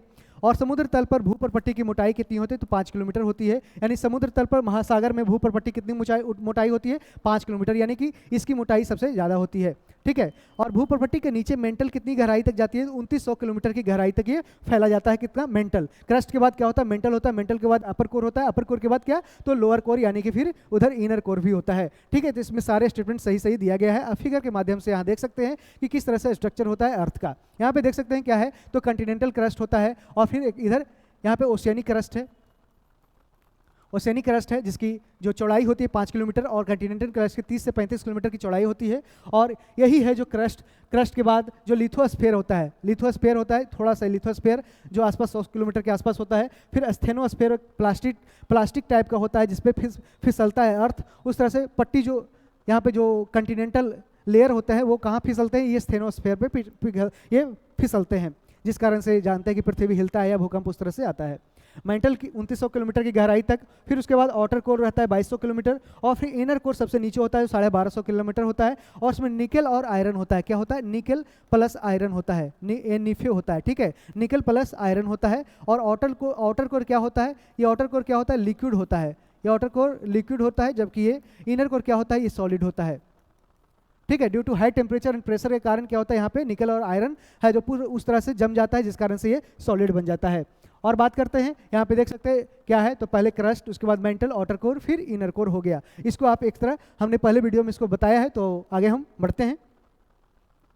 एहोल शिलालेख की बात की जा रही है, इससे संबंधित कौन सा कथन यहाँ पे सही सही दिया गया है तो यह ब्राह्मी लिपि में लिखा गया था। इसमें पुलकेशिन द्वितीय द्वारा हर्षवर्धन की पराजय का उल्लेख किया गया है और इसे रवि कीर्ति ने लिखा था। तो ये दोनों स्टेटमेंट तो सही सही दिया गया, पहला स्टेटमेंट गलत है क्योंकि यह ब्राह्मी लिपि ना होकर के क्या है तो ये कन्नड़ लिपि में लिखा गया, क्या तो कन्नड़ लिपि में लिखा गया था, ठीक है। और पुलकेशिन द्वितीय जानते हैं कि हर्षवर्धन जब नॉर्दर्न इंडिया से विजय होकर आगे बढ़ रहा था किसके दक्कन की तरफ, तो वहाँ पे नर्मदा नदी को जैसे ही पार कर रहा था तो वहाँ पे हर्षवर्धन को कौन हराया तो ये पुलकेशिन द्वितीय हराया, पुलकेशिन द्वितीय नर्मदा नदी किनारे ये हराया था, ठीक है। तो इसका आंसर क्या हो जाएगा, पहला गलत हो जाएगा, 2 3 सही हो जाएगा, ऑप्शन बी करेक्ट हो जाएगा, ऑप्शन सी सॉरी।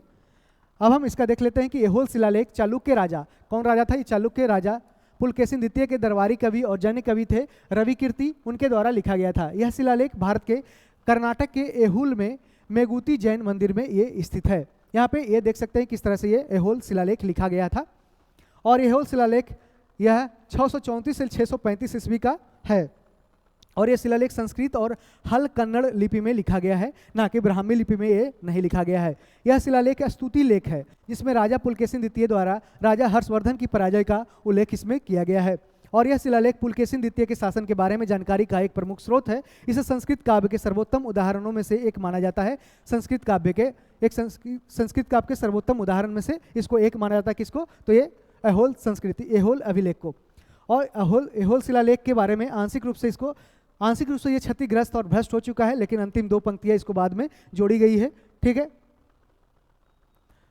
कराय गियक और कियारी नामक नवपाषाण स्थल कहाँ पे स्थित है तो ये कहाँ पे लद्दाख में स्थित है, गियक और कियारी नामक नवपाषाण स्थल। नवपाषाण स्थल का ये नवपाषाण यानी कि नियोलिथिक साइट की बात करते हैं। नियो मतलब होता है क्या, न्यू, लिथ मतलब होता है स्टोन, यानी कि नवपाषाण काल।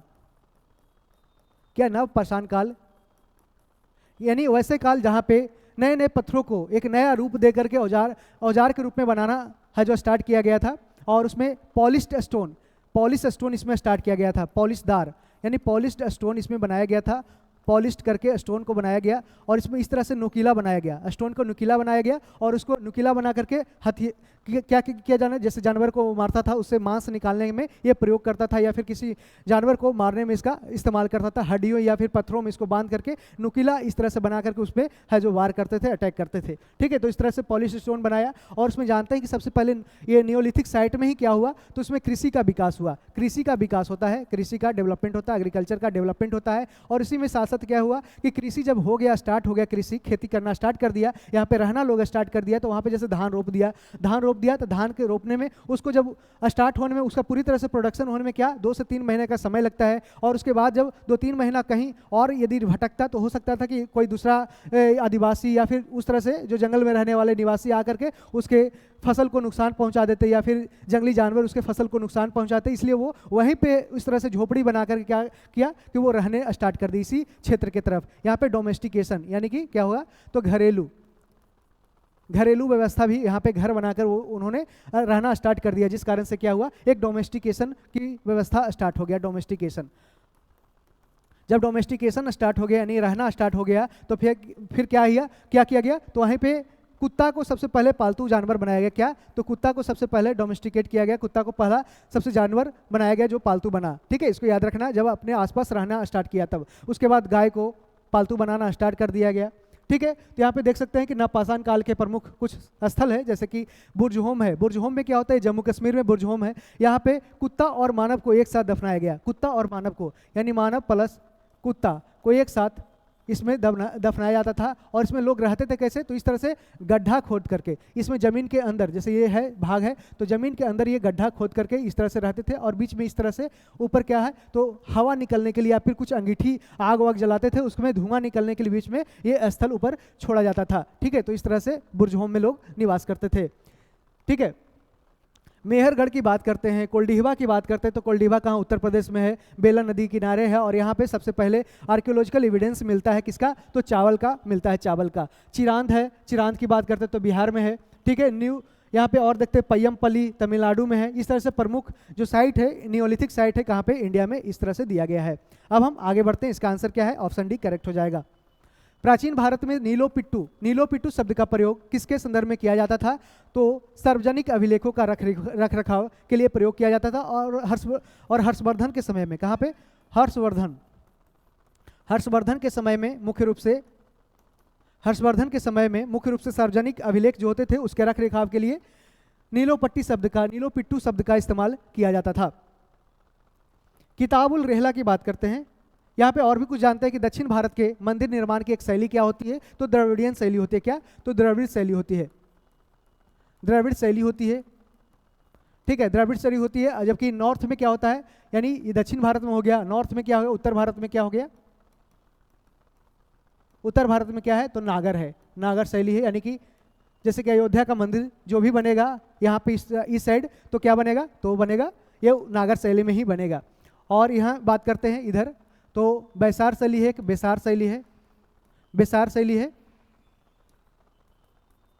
बेसार शैली कहाँ बनेगा, तो ये वेस्ट इंडिया में बनेगा, वेस्ट प्लस सेंट्रल इंडिया। ठीक है, इस तरह से यहाँ पे बेसार शैली याद रखना है आपको, कहाँ कहाँ है, तो यहाँ पे उत्तर भारत में नागर, दक्षिण भारत में द्रविड़, और वेस्ट और सेंट्रल पार्ट में क्या है, तो बेसार शैली है। और कह रहा है राजा की प्रशंसा में लिखी गई प्रशस्ति पत्र को क्या कहते हैं, इसको ईओलॉजी बोलते हैं, ईओलॉजी यानी प्रशस्ति पत्र बोलते हैं, ईओलॉजी बोलते हैं,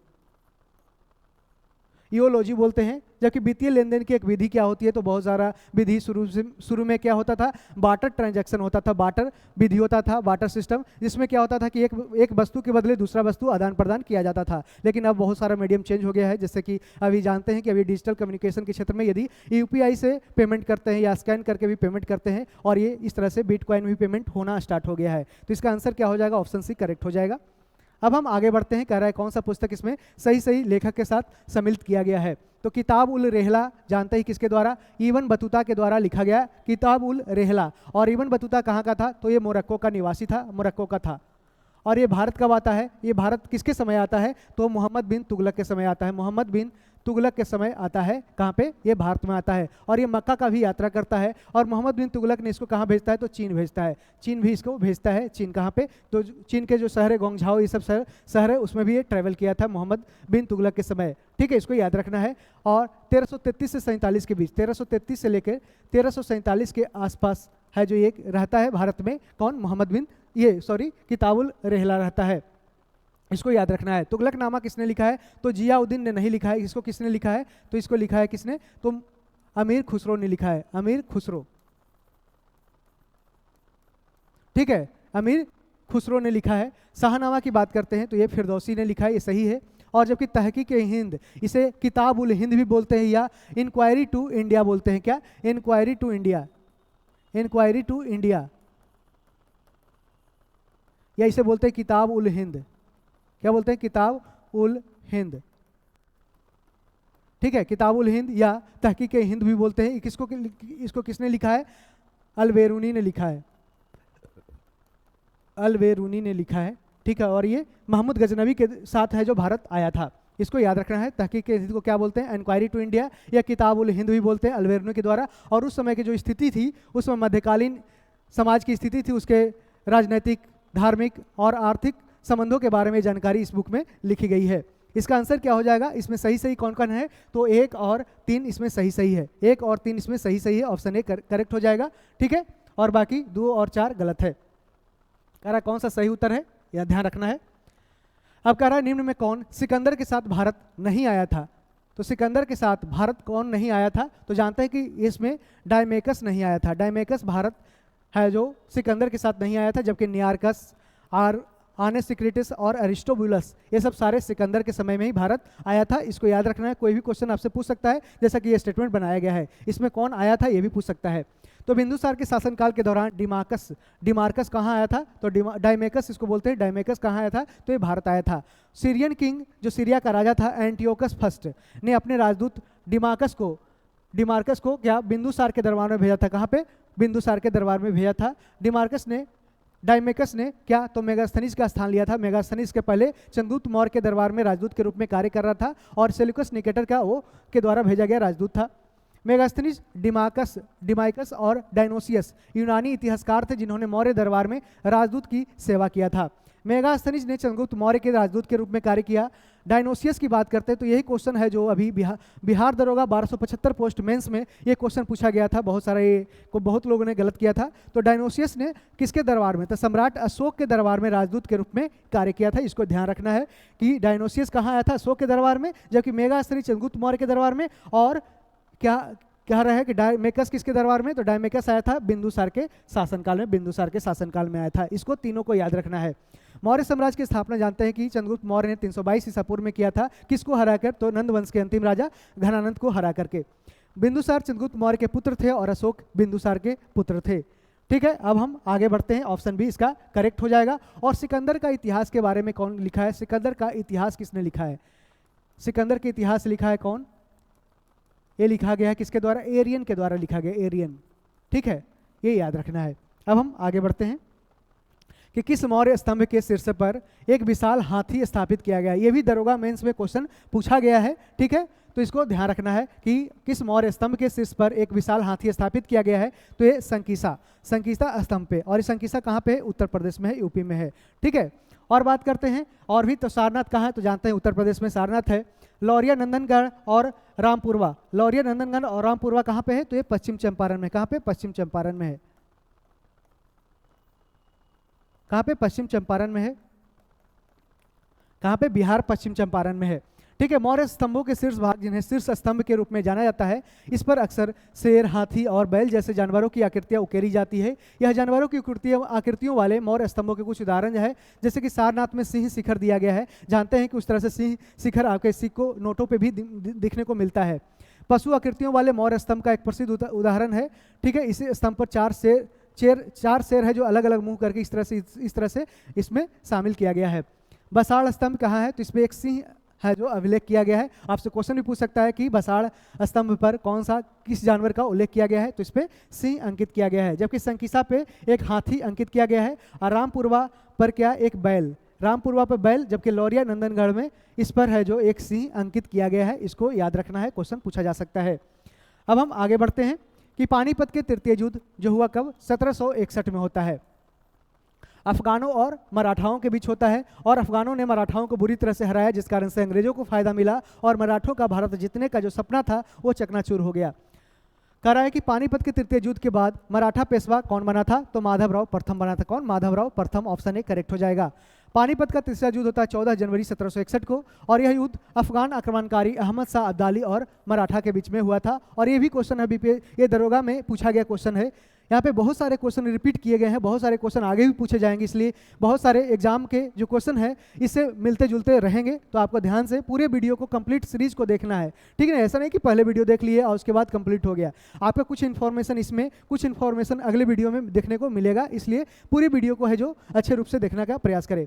इस युद्ध में अफगान सेना ने मराठाओं को हराया था और इस युद्ध में मराठों का नेतृत्व किसने किया था, सदाशिव राव भाव ने किया था। सदाशिव राव भाव ने किया था। और इस युद्ध में गार्दी सेना प्रमुख इब्राहिम खान गार्दी ने मराठों का साथ दिया था, याद रखना है। दोआब क्या होता है, तो दो नदियों के बीच की जो भूमि होती है उसे कहते हैं दोआब कहते हैं। यह काफ़ी उपजाऊ होती है। दोआब के अफगान रोहिल्ला और अवध के नवाब शुजा उदौला ने अहमद शाह अब्दाली का साथ दिया था। इस युद्ध के बाद अफगानिस्तान से भारत पर हमला करने वालों की हिम्मत नहीं हुई थी। इस युद्ध में मराठाओं की हार के बावजूद उन्होंने आखिरी सांस तक लड़ा था। इस युद्ध से सतलज नदी के उत्तर में पंजाब पर मराठाओं का आधिपत्य समाप्त हो गया। और पानीपत के अन्य युद्ध हो चुके हैं, जैसे कि पहला युद्ध हुआ था 21 अप्रैल 1526 को बाबर और इब्राहिम लोदी के बीच, जिसमें बाबर ने इब्राहिम लोदी को तुलगुमा पत्ती का उपयोग करते हुए हराया था। दूसरा युद्ध होता है 5 नवंबर 1556 को, इसमें हुमायूं और हेमू के बीच में होता है, जिसे कहते हैं कि अकबर और हेमू के बीच में होता है। हुमायूं के बाद अकबर आता है, अकबर और हेमू के बीच में होता है और अकबर का संरक्षक कौन होता है, बैरम खान होता है और हेमू की पराजय होती है। तो याद रखना है। अब हम आगे बढ़ते हैं। नाना फडणवीस को क्या कहा जाता है, इसको कहा जाता है यूरोपीय कंपनी के द्वारा इसको कहा गया। क्या यूरोपीय ने कहा, क्या कहा इसको, भारत का मैकियावेली कहा, भारत का मैकियावेली कहा। हालांकि मैकियावेली भारत में दो लोगों को कहा जाता है, एक नाना फडणवीस हो गए और दूसरा क्या है, तो ये फिर चाणक्य हो गया, चाणक्य। और ये मैकियावेली कौन था, तो ये कहाँ का था, ये इटली का था, ये इटली का दार्शनिक था, इटली का दार्शनिक था। कहाँ का, तो ये इटली का दार्शनिक था, इटली का दार्शनिक कौन था, तो मैकियावेली था। कहाँ का, ये ठीक है, इसको याद रखना है कि मैकियावेली है, भारत का मैकियावेली।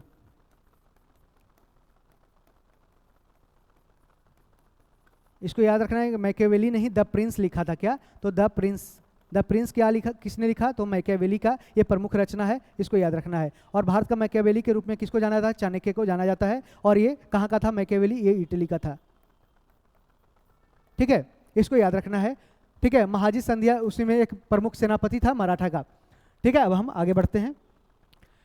निम्नलिखित में से कौन फारसी का प्रथम कवि था जिसने अपनी कविता में भारतीय पर्यावरण को चित्रित किया था, तो इसका आंसर अमीर खुसरो हो जाएगा, अमीर खुसरो। और अमीर हसन भी किसका ये शिष्य था, ये दोनों किसका शिष्य था, तो ये निजामुद्दीन औलिया का ये आध्यात्मिक छात्र था। कौन, अमीर खुसरो और अमीर हसन।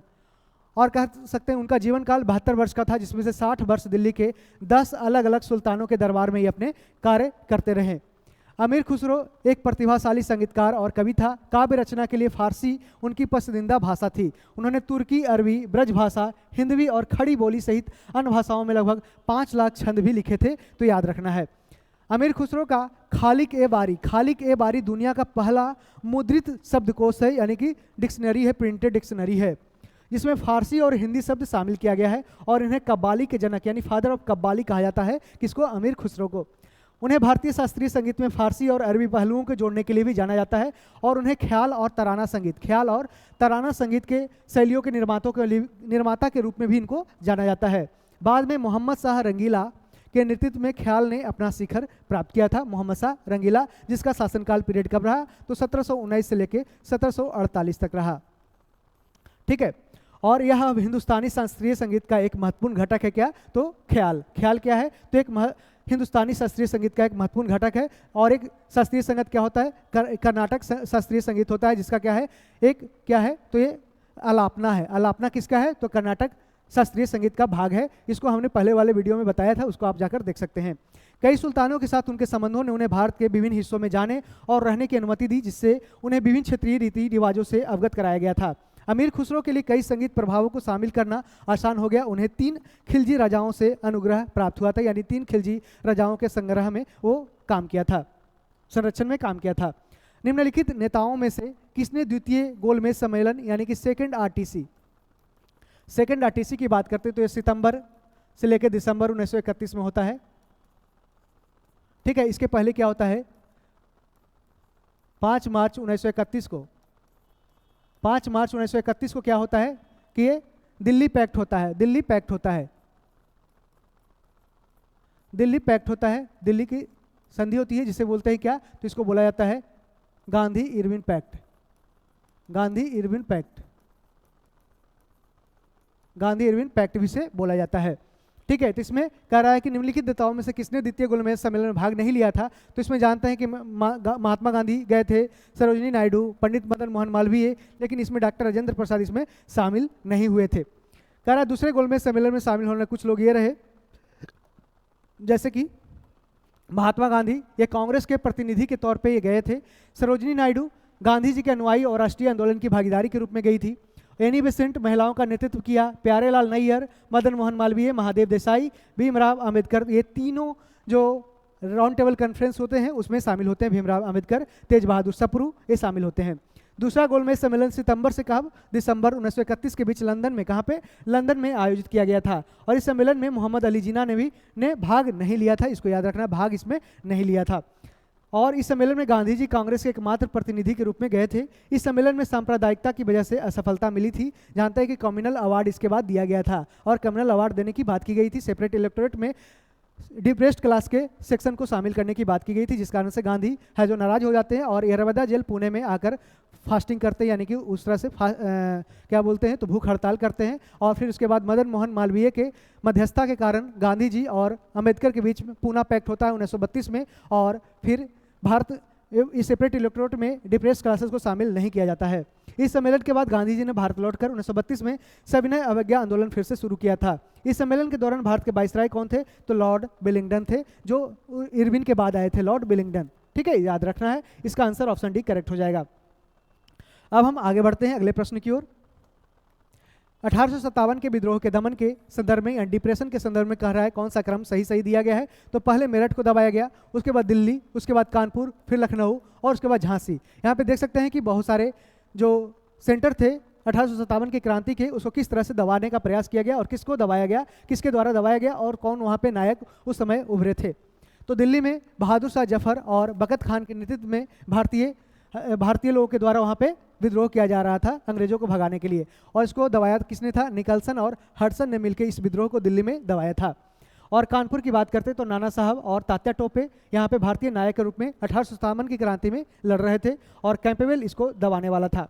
लखनऊ की बात करते तो बेगम हजरत महल और बर्जिस कादिर यहाँ पे भारतीय नायक के रूप में उभरे थे। और हेनरी लॉरेंस और कैंपेबल ये लखनऊ में इसको विद्रोह को दबाए।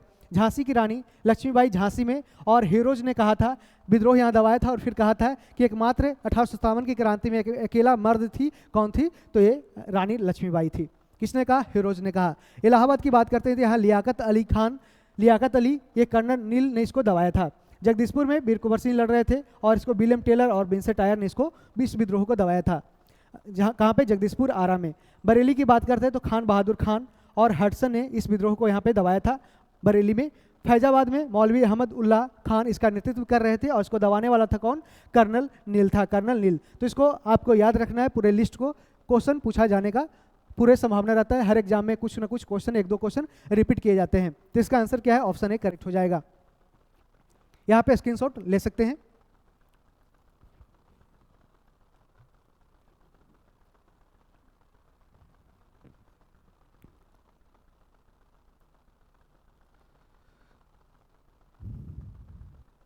अब हम फ्रेंड्स आगे बढ़ते हैं कि भारत छोड़ो आंदोलन से उत्पन्न दंगे निम्न में से किस क्षेत्र में सबसे अधिक व्यापक रूप से रहे?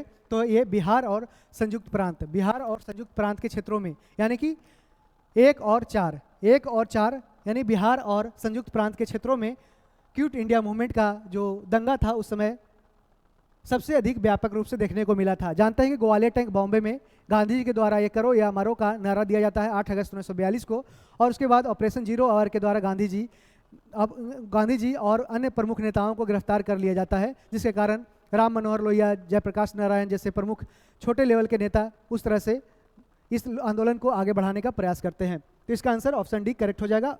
आगे हम बढ़ते हैं कि भारत में हिंदू कोड बिल का विरोध किसने किया था? तो ये डॉक्टर राजेंद्र प्रसाद के द्वारा विरोध किया गया था हिंदू कोड बिल का। उस समय डॉक्टर राजेंद्र प्रसाद क्या थे? तो भारत के राष्ट्रपति थे।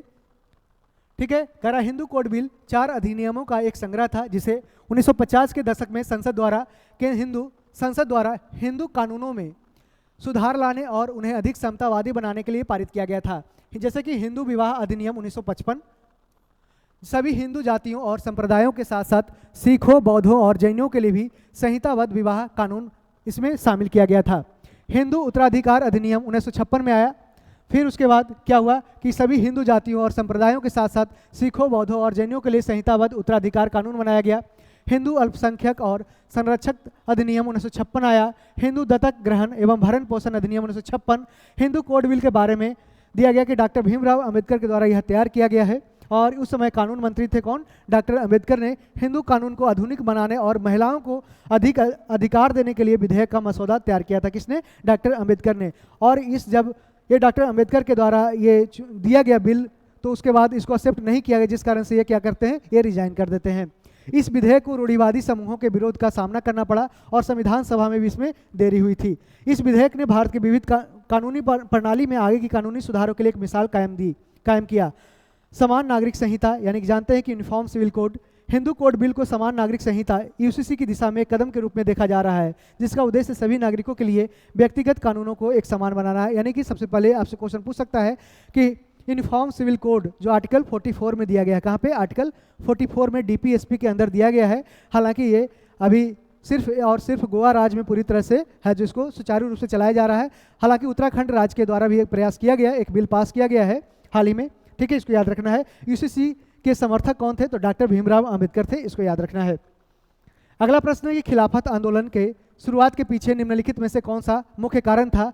तो अंग्रेजों के द्वारा खलीफा पर बहुत सख्त संधि थोपना। जानते हैं कि 1914 से 1918 के बीच में प्रथम विश्व युद्ध होता है, और उसमें जब समाप्त होता है तो क्या होता है कि केंद्रीय शक्ति और मित्र राष्ट्रों के बीच में लड़ा गया। केंद्रीय शक्ति में शामिल कौन कौन होता है? तो जर्मनी, ऑस्ट्रिया, हंगरी, बुल्गारिया और ओटोमन साम्राज्य। आपसे बिहार दरोगा जैसे एग्जाम में ऐसे क्वेश्चन या बीपीएससी पीटी में भी क्वेश्चन ऐसा पूछा जा सकता है कि कौन कौन से इसमें केंद्रीय शक्ति में शामिल थे और कौन मित्र राष्ट्र में शामिल थे। तो मित्र राष्ट्र में शामिल कौन थे? फ्रांस, रूस, ब्रिटिश साम्राज्य, इटली, जापान, रोमानिया। ये क्वेश्चन पूछा गया कि रोमानिया किसमें शामिल थे? तो ये मित्र राष्ट्र में शामिल थे फर्स्ट वर्ल्ड वार के समय, और इसमें संयुक्त राज्य अमेरिका भी इसमें शामिल थे।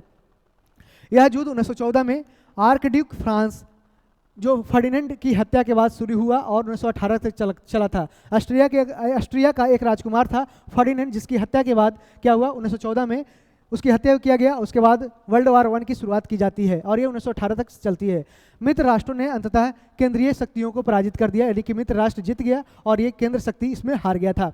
युद्ध को समाप्त करने वाली संधि ने जर्मनी और उसके सहयोगियों को मित्र राष्ट्र को हुए सभी नुकसान और क्षति के लिए युद्ध क्षतिपूर्ति का भुगतान करने के लिए बाध्य कर दिया, यानी कि जर्मनी को इसका जिम्मेदार ठहराया गया और जर्मनी से अधिक उसमें जो कंपनसेशन मांगा गया। यहाँ पे देख सकते हैं तो कि इसको देश को याद रखना है प्रथम विश्व युद्ध में कौन कौन शामिल थे। और इसी के बाद क्या हुआ कि तुर्की, उस समय तुर्की किस में शामिल था? ओटोमन साम्राज्य। ये फर्स्ट वर्ल्ड वार में केंद्रीय शक्तियां के बीच में शामिल था। केंद्रीय शक्ति की जब हार होती है तो उसमें मित्र राष्ट्र है जो उसमें कब्जा कर लेता है, उसका डिसइंटीग्रेट कर देता है, उसको तोड़ देता है और अनेक क्षेत्रों को अपने आप में बांट लेता है, यानी कि फ्रांस का चला गया कुछ भाग, कुछ रूस का चला गया, कुछ पे किसी और देश का कब्जा हो गया। जिस कारण से क्या होता है वहाँ पे जो खलीफा वहाँ रहता है, जो मुसलमानों का धार्मिक प्रतिनिधित्व करता है, उसको वहाँ से खत्म कर दिया, उस पोजीशन को डिक्रीज कर दिया जाता है और उसके जो पावर है उसको डिक्रीज कर देता है। जिस कारण से पूरे वर्ल्ड में खलीफा के जो हटाने का ऐसा विरोध देखने को मिलता है, जैसा कि भारत में भी ऐसा देखने को मिलता है। इसका ऑप्शन इसलिए अंग्रेजों द्वारा खलीफा पर बहुत सख्त संधि थोपना या खिलाफत आंदोलन के शुरुआत के पीछे का प्रमुख कारण था, जिसको भारत में नन कोऑपरेशन मूवमेंट यानी असहयोग आंदोलन से गांधी जी ने जोड़कर एक अच्छा मोड़ लिया था। आगे बढ़ते हैं कि कह रहा है कि घटनाओं को काल क्रमानुसार व्यवस्थित करना और बताना है कौन सा सही है। हंटर आयोग की बात करते हैं तो ये सारे क्या है? तो एजुकेशन यानी शिक्षा से संबंधित आयोग है। शिक्षा से संबंधित है। हंटर आयोग 1882 में, ठीक है, हंटर के अध्यक्षता में किया गया था और ये किसके समय, ये रिपन के समय में, किसके, रिपन के समय में किया गया था। वुड का घोषणा पत्र 1854 में आता है और किसके समय, डलहौजी के समय, ठीक है। और सैडलर आयोग जानते हैं कि कब, सैडलर आयोग 1917 में किया जाता है और किसके समय, तो ये लॉर्ड चेम्सफोर्ड के समय, ठीक है, मॉन्टेग्यू चेम्सफोर्ड के समय। सार्जेंट आयोग की बात करते हैं तो ये 1944 में आफ्टर वर्ल्ड वार टू के बाद शिक्षा का किस तरह से स्थिति है उसके बारे में जांच करने के लिए सार्जेंट आयोग आता है। तो यहाँ पे दिए गए ऑप्शन में मिला लेते हैं। तो पहले 3 हो जाएगा, उसके बाद 1 हो जाएगा, उसके बाद क्या होगा, 2 हो जाएगा, उसके बाद 4 हो जाएगा। 3, 1, 2, 4 ऑप्शन डी में सही दिया गया है। यहाँ पे देख सकते हैं कि सैडलर आयोग क्या था, तो इसकी स्थापना 1917 में की जाती है। कलकत्ता विश्वविद्यालय की समस्या को देखने के लिए की गई थी और इसकी अध्यक्षता किसने किया था, तो अध्यक्षता किया था लीड्स विश्वविद्यालय के, कौन, तो इसको किया था लीड्स विश्वविद्यालय के कुलपति एम.ई. सैडलर ने किया था, जिसका नाम उसके नाम पे रखा गया था। और इस कमीशन के सदस्यों में 2 भारतीय भी थे, याद रखना है, जिसके नाम क्या था, डॉक्टर आशुतोष मुखर्जी और जियाउद्दीन अहमद भी शामिल थे। इस कमीशन ने स्कूली शिक्षा से लेकर विश्वविद्यालय शिक्षा तक के पूरे क्षेत्र की समीक्षा किया था। इस कमीशन ने माध्यमिक और मध्यवर्ती शिक्षा के लिए भी अलग से बोर्ड बनाने की सिफारिश किया। इस कमीशन ने विश्वविद्यालय के नियमों को कम सख्त बनाने की सिफारिश किया था कि यानी कि ज़्यादा से ज़्यादा इसको हार्ड रूल नहीं करना है, डिसिप्लिन कम करना है। इस कमीशन ने विश्वविद्यालय को संबद्ध कॉलेज के बजाय एक केंद्रीकृत आवासीय शिक्षण स्वायत्त निकाय के रूप में काम करने की सिफारिश किया था। आप इसको देख सकते हैं। अब हम आगे बढ़ते हैं। और भी प्रमुख आयोग है जो बनाया गया था, स्कॉट मॉनक्रिफ आयोग बनाया गया था 1901 में और ये लॉर्ड कर्जन के समय बनाया गया था, सिंचाई से संबंधित था, सिंचाई से। फ्रेजर आयोग की स्थापना की जाती है 1902-03 में और ये लॉर्ड कर्जन के समय और ये पुलिस सुधार कमीशन के रूप में ये जाना जाता है, फ्रेजर आयोग। हंटर समिति की रिपोर्ट जारी होती है 1919 में लॉर्ड चेम्सफोर्ड के बाद के समय और ये पंजाब में अशांति के लिए, जब जलियांवाला बाग हत्याकांड होता है उसकी जांच के लिए ये जाना जाता है। मुद्दिमन समिति की बात करते हैं तो ये 1924 में लॉर्ड रीडिंग के समय होता है और मॉन्टेग्यू चेम्सफोर्ड सुधारों के द्वैध शासन की कार्य प्रणाली की जांच की जाती है, यानी कि उस समय जो डायरकी लाया जाता है प्रांतों में उसकी जांच की जाती है मॉन्टेग्यू चेम्सफोर्ड सुधारों के द्वारा। ये कौन समिति करता है, मुद्दिमन समिति करता है। बटलर आयोग कई बार एग्जाम में पूछा गया है, तो 1927 में लाया जाता है लॉर्ड इरविन के समय और ये भारतीय राज्य का ब्रिटिश ताज के साथ संबंध कैसा है उसके बारे में ये बताता है। कौन जाँच करता है, बटलर आयोग। बिटली आयोग की बात करते हैं 1929 में आता है और लॉर्ड इरविन के समय होता है और ये श्रम यानी कि लेबर के बारे में ये है, जो उस समय लेबर की समस्या से के बारे में ये जांच करता है। साइमन कमीशन 1928 में आता है लॉर्ड इरविन के समय और शासन योजना की प्रगति की जांच करता है और सुधार के लिए भी नए कदम को सुझाव देता है, 1928 में आता है। सप्रू आयोग की बात करते हैं तेज बहादुर सप्रू और ये 1935 में बनाया जाता है लॉर्ड लिथगो के समय और ये बेरोजगारी यानी कि अनएम्प्लॉयमेंट के सिचुएशन को देखने के लिए जांच पड़ताल करने के लिए बनाया जाता है सप्रू आयोग। चैटफील्ड आयोग की बात करते हैं तो 1939 में बनाया जाता है लॉर्ड लिथगो के समय और ये सेना से संबंधित इसमें सुझाव देने के लिए बात की जाती है चैटफील्ड आयोग के बारे में। फ्यूड आयोग की बात करते हैं तो 1940 में इसको बनाया गया था लॉर्ड लिथगो के समय और बंगाल में किराएदारी को किस तरह से उसमें जांच करना है उसके बारे में ये रिपोर्ट देती है, कौन, फ्यूड आयोग करती है। अब हम आगे बढ़ते हैं अगले प्रश्न की ओर कि निम्नलिखित गवर्नर जनरलों में से किसने कांग्रेस को अत्यधिक अल्पसंख्यक यानी माइक्रोस्कोपिक माइनॉरिटी लोगों का प्रतिनिधित्व करने वाली कहकर उपहास किया था। किसने किया था, तो लॉर्ड डफरिन ने किया था, जिसका कार्यकाल था 1884 से लेकर 1888 तक था। ठीक है, और यहाँ पे देख सकते हैं लॉर्ड डफरिन 1884 से 88 तक भारत के वाइसराय रहे। लॉर्ड डफरिन ने 1887 में एक संबोधन में कहा कि भारतीय राष्ट्रीय कांग्रेस को सूक्ष्म अल्पसंख्यकों का समूह कहा गया और उन्होंने कहा कि कांग्रेस जनता के एक छोटे से अल्पसंख्यक का ही प्रतिनिधित्व करते हैं, पूरी जनता को प्रतिनिधित्व, पूरे भारत की जनता को प्रतिनिधित्व नहीं करता है। अंग्रेजों ने शुरू में कांग्रेस का समर्थन किया लेकिन बाद में इसे एक विश्वासघाती और देशद्रोही संस्था के रूप में देखने लगा, क्योंकि उसको ऐसा लगने लगा कि शुरू में ये सेफ्टी वॉल्व के तरह इसको बनाने का प्रयास किया था कि यह जो कोई भी समस्या होगा तो आकर के इंडियंस क्या करेंगे, उसके थ्रू हमारे पास आएंगे और हमारा एक इस तरह से एक सेफ्टी वॉल्व के रूप में काम करेगा। लेकिन ये बाद में क्या हुआ कि उसको टक्कर देने का स्टार्ट हो गया, जिस कारण से अंग्रेज को द्वारा इसको लगा कि अब ये विश्वासघाती रूप से है जो आगे बढ़ रहा है। कुछ इतिहासकारों का मानना है कि अंग्रेजों ने संगठन का तोड़ने के लिए फुट डालो और राज करो की नीति का भी इस्तेमाल किया। इसमें सर सैयद अहमद खान और बनारस के राजा शिव प्रसाद के द्वारा जैसे लोगों को कांग्रेस की नीतियों का विरोध करने के लिए प्रोत्साहित करना शामिल किया गया था। तो जानते हैं कि जैसे कि उसके बाद क्या होता है 1888 में United United patriotic association of India बनाया जाता है। Patriotic association, United patriotic association of India बनाया जाता है। और इसमें कौन शामिल होता है, किसके द्वारा बनाया जाता है, तो यही राजा शिव प्रसाद और अहमद खान के द्वारा बनाया जाता है। United patriotic association of India ये बनाया जाता है 1888 में। कब? 1888 में। लॉर्ड डफरिन ने शुरू में कांग्रेस के गठन का समर्थन किया क्योंकि वह चाहते थे कि लोकप्रिय असंतोष के लिए एक सुरक्षा वॉल्व के रूप में कार्य करे। हालांकि जैसे जैसे कांग्रेस अपनी मांगों में अधिक मुखर होती गई, अंग्रेज है जो सतर्क होना स्टार्ट हो गया। तो इसका आंसर क्या हो जाएगा? लॉर्ड डफरिन हो जाएगा, याद रखना है। अब हम आगे बढ़ते हैं। कृत्रिम उपग्रह यानी आर्टिफिशियल सैटेलाइट में विद्युत ऊर्जा का स्रोत क्या होता है, तो ये क्या होता है? एक सोलर सेल होता है, सौर सेल होता है। एक कृत्रिम उपग्रह में विद्युत ऊर्जा का मुख्य स्रोत क्या होता है? सौर सेल होता है, यानी सोलर एनर्जी होता है। सोलर सेल या फोटोवोल्टिक सेल किसका बना होता है? ये क्वेश्चन पूछा गया है बीपीएससी पीटी में या फिर दरोगा एग्जाम में भी पूछा गया है। सिलिकॉन का ये बना होता है। ये प्रकाश ऊर्जा को क्या करता है? फोटोवोल्टिक प्रभाव के माध्यम से विद्युत ऊर्जा में परिवर्तन कर देता है। जिस कारण प्रकाश ऊर्जा को कुछ अर्धचालक पदार्थों में विद्युत ऊर्जा में परिवर्तित किया जाता है, उसे फोटोवोल्टिक प्रभाव के रूप में जाना जाता है। और यह सौर सेल मूल रूप से एक पीएन जंक्शन डायोड है। पी मतलब पॉजिटिव, एन मतलब निगेटिव जंक्शन डायोड है। ठीक है, पी का अर्थ है क्या? धनात्मक पक्ष, और एन का अर्थ है ऋणात्मक यानी निगेटिव पक्ष। सौर पैनल उपग्रहों पर ये लगे होते हैं क्योंकि सौर ऊर्जा अंतरिक्ष में आसानी से उपलब्ध होती है। सौर सेल सूर्य के प्रकाश को अवशोषित करते हैं और फिर उस प्रकाश ऊर्जा को क्या करता है? विद्युत प्रवाह में परिवर्तित करता है, यानी कि सोलर एनर्जी को लाइट एनर्जी में ये कन्वर्ट करता है, इलेक्ट्रिसिटी में कन्वर्ट करता है। ठीक है, सूर्य शक्ति का एक बहुत शक्तिशाली, स्वच्छ और सुविधाजनक एक स्रोत होता है। अब हम आगे बढ़ते हैं अगले प्रश्न की ओर। सौर विकिरण यानी सोलर रेडिएशन की सबसे महत्वपूर्ण भूमिका किसमें होती है? तो ये कहाँ? तो ये जल चक्र में होती है। सौर विकिरण की सबसे अहम भूमिका क्या होती है? तो कहाँ? तो ये जल चक्र में होती है। सूर्य से आने वाली ऊर्जा से पृथ्वी पर पानी क्या होता है? बाष्पित होता है। जिस तरह से वाटर साइकिल का एक जल चक्र निर्माण होता है। सूर्य की गर्मी से समुद्र और झीलों का पानी गर्म होकर गैस में बदल जाता है और यह गर्म हवा ऊपर उठकर द्रवण की प्रक्रिया से वाष्प बन जाती है। इस तरह महासागर से वायुमंडल, भूमि और फिर वापस महासागर में पानी की आवाजाही होते रहती है, जिस कारण से इसे जल चक्र कहते हैं। और यहाँ पे देख सकते हैं कि इस तरह से स्रोतों को साफ ये करते रहता है और पृथ्वी पर अगर यह प्रक्रिया नहीं होती तो ये जीवन संभव नहीं होता। और इसके फायदा क्या है? तो सौर ऊर्जा से बिजली पैदा करने से जीवाश्म ईंधन का इस्तेमाल है जो कम होता है और इससे ऊर्जा उत्पादन से जुड़ा जल प्रदूषण भी कम होता है। अध्ययन के मुताबिक सौर ऊर्जा से सालाना अरबों क्यूबिक मीटर पानी की बचत हो सकती है। इस पारंपरिक बिजली संयंत्रों में पानी की खपत कम होती है। सौर ऊर्जा नवीकरणीय ऊर्जा का एक मुख्य स्रोत है, यानी रिन्यूएबल एनर्जी है। एक बार ये एग्जॉस्ट नहीं होता है, जो इसको बार बार यूज कर सकते हैं। इससे स्वच्छ अर्थव्यवस्था को बढ़ावा मिलता है, यानी क्लीन इकोनॉमी होता है। कार्बन का ज़्यादा से ज़्यादा इसमें निकलता नहीं, कार्बन ज़्यादा नहीं निकलता है, इसमें कार्बन को ह्रास होता है। ठीक है, इसका आंसर ऑप्शन भी करेक्ट हो जाएगा। त्वरण ऋणात्मक यानी कि जब एक्सेलरेशन नेगेटिव हो जाता है, जिसे क्या बोलते हैं? रिटार्डेशन बोलते हैं। क्या? रिटार्डेशन।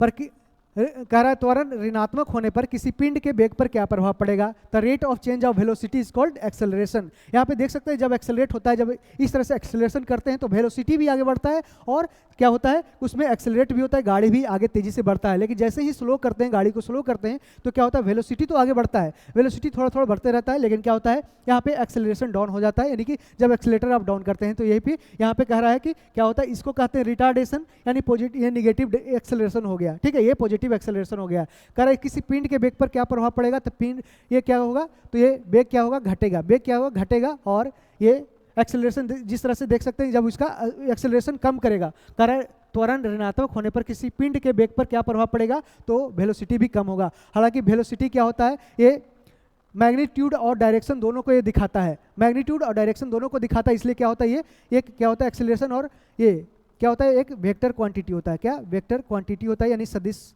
राशि होता है, सदिश होता है। ये सदिश राशि होता है, वेलोसिटी और एक्सेलरेशन दोनों होता है। ठीक है, इसका आंसर क्या हो जाएगा? ऑप्शन बी करेक्ट हो जाएगा। अब हम आगे बढ़ते हैं। किसी कोशिकाओं के विभिन्न प्रकार के क्रियाओं का मुख्य स्थल क्या है? तो कहाँ पे विभिन्न प्रकार के क्रिया होता है किस कोशिकाओं के अंदर? तो ये साइटोप्लाज्म यानी कि कोशिका द्रव में होता है। साइटोप्लाज्म में यहाँ पे होता है। ठीक है, सेल के अंदर साइटोप्लाज्म होता है, जीवद्रव होता है, कोशिका द्रव होता है। कोशिका के अंदर उसके विविध प्रकार के कार्यकलापों का मुख्य क्रिया कहाँ होता है? तो कोशिका द्रव में होता है। और केंद्रक जो न्यूक्लियस होता है उसको छोड़ यह कोशिका के जीवित प्रोटोप्लास्ट का निर्माण करता है। इसमें प्रोटीन, वसा, कार्बोहाइड्रेट, न्यूक्लिक एसिड, विटामिन आदि उपअपचयी अवशिष्ट तथा सभी कोशिकांग इसमें अवस्थित होते हैं। कहाँ पे? ये साइटोप्लाज्म में कोशिका द्रव्य में उपस्थित होते हैं। इसका आंसर क्या हो जाएगा, ऑप्शन सी हो जाएगा। माइटोकॉन्ड्रिया को क्या कहते हैं, तो power house of the cell कहते हैं। और फिर इसको क्या कहते हैं, इसमें एनर्जी में ये बदलता है। और फिर ये क्या, इसमें न्यूक्लियस भी पाया जाता है। रेनिन का स्राव कहाँ से होता है, रेनिन का स्राव कहाँ से होता है, तो रेनिन का स्राव कहाँ से, जठर से नहीं होता है। ये कहाँ से होता है, ये किडनी यानी गुर्दा से होता है। कहाँ से, किडनी से होता है।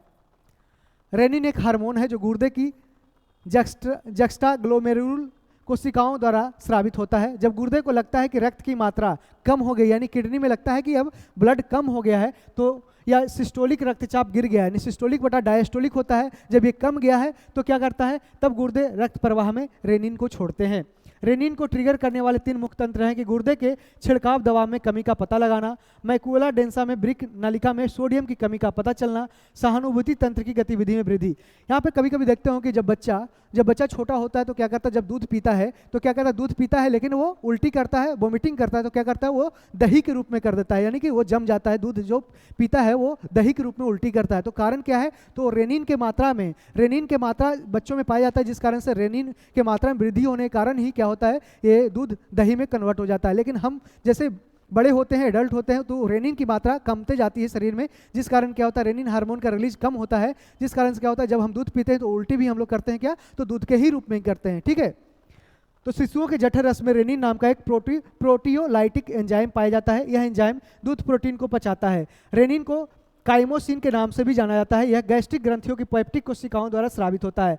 देखिए पूरी तरह से इसका आंसर क्या हो जाएगा, इसमें कोई भी आंसर इनमें से कोई नहीं यहाँ पे लिख सकते हैं, क्योंकि एक किसके द्वारा है, तो एक गुर्दे में बनता है, किडनी के द्वारा बनता है। यानी कि बुक में आपको जठर ग्रंथि दे सकता है, ये बच्चों के केस में दिया जा रहा है कि जठर ग्रंथि में पाया जाता है। हालांकि रेनिन का स्राव कहाँ से होता है, तो एक किडनी के द्वारा भी होता है। तो इसका आंसर आप थोड़ा सा इसमें एक बार चेक कर लीजिएगा, इसमें से क्या हो जाए, तो इनमें से कोई नहीं।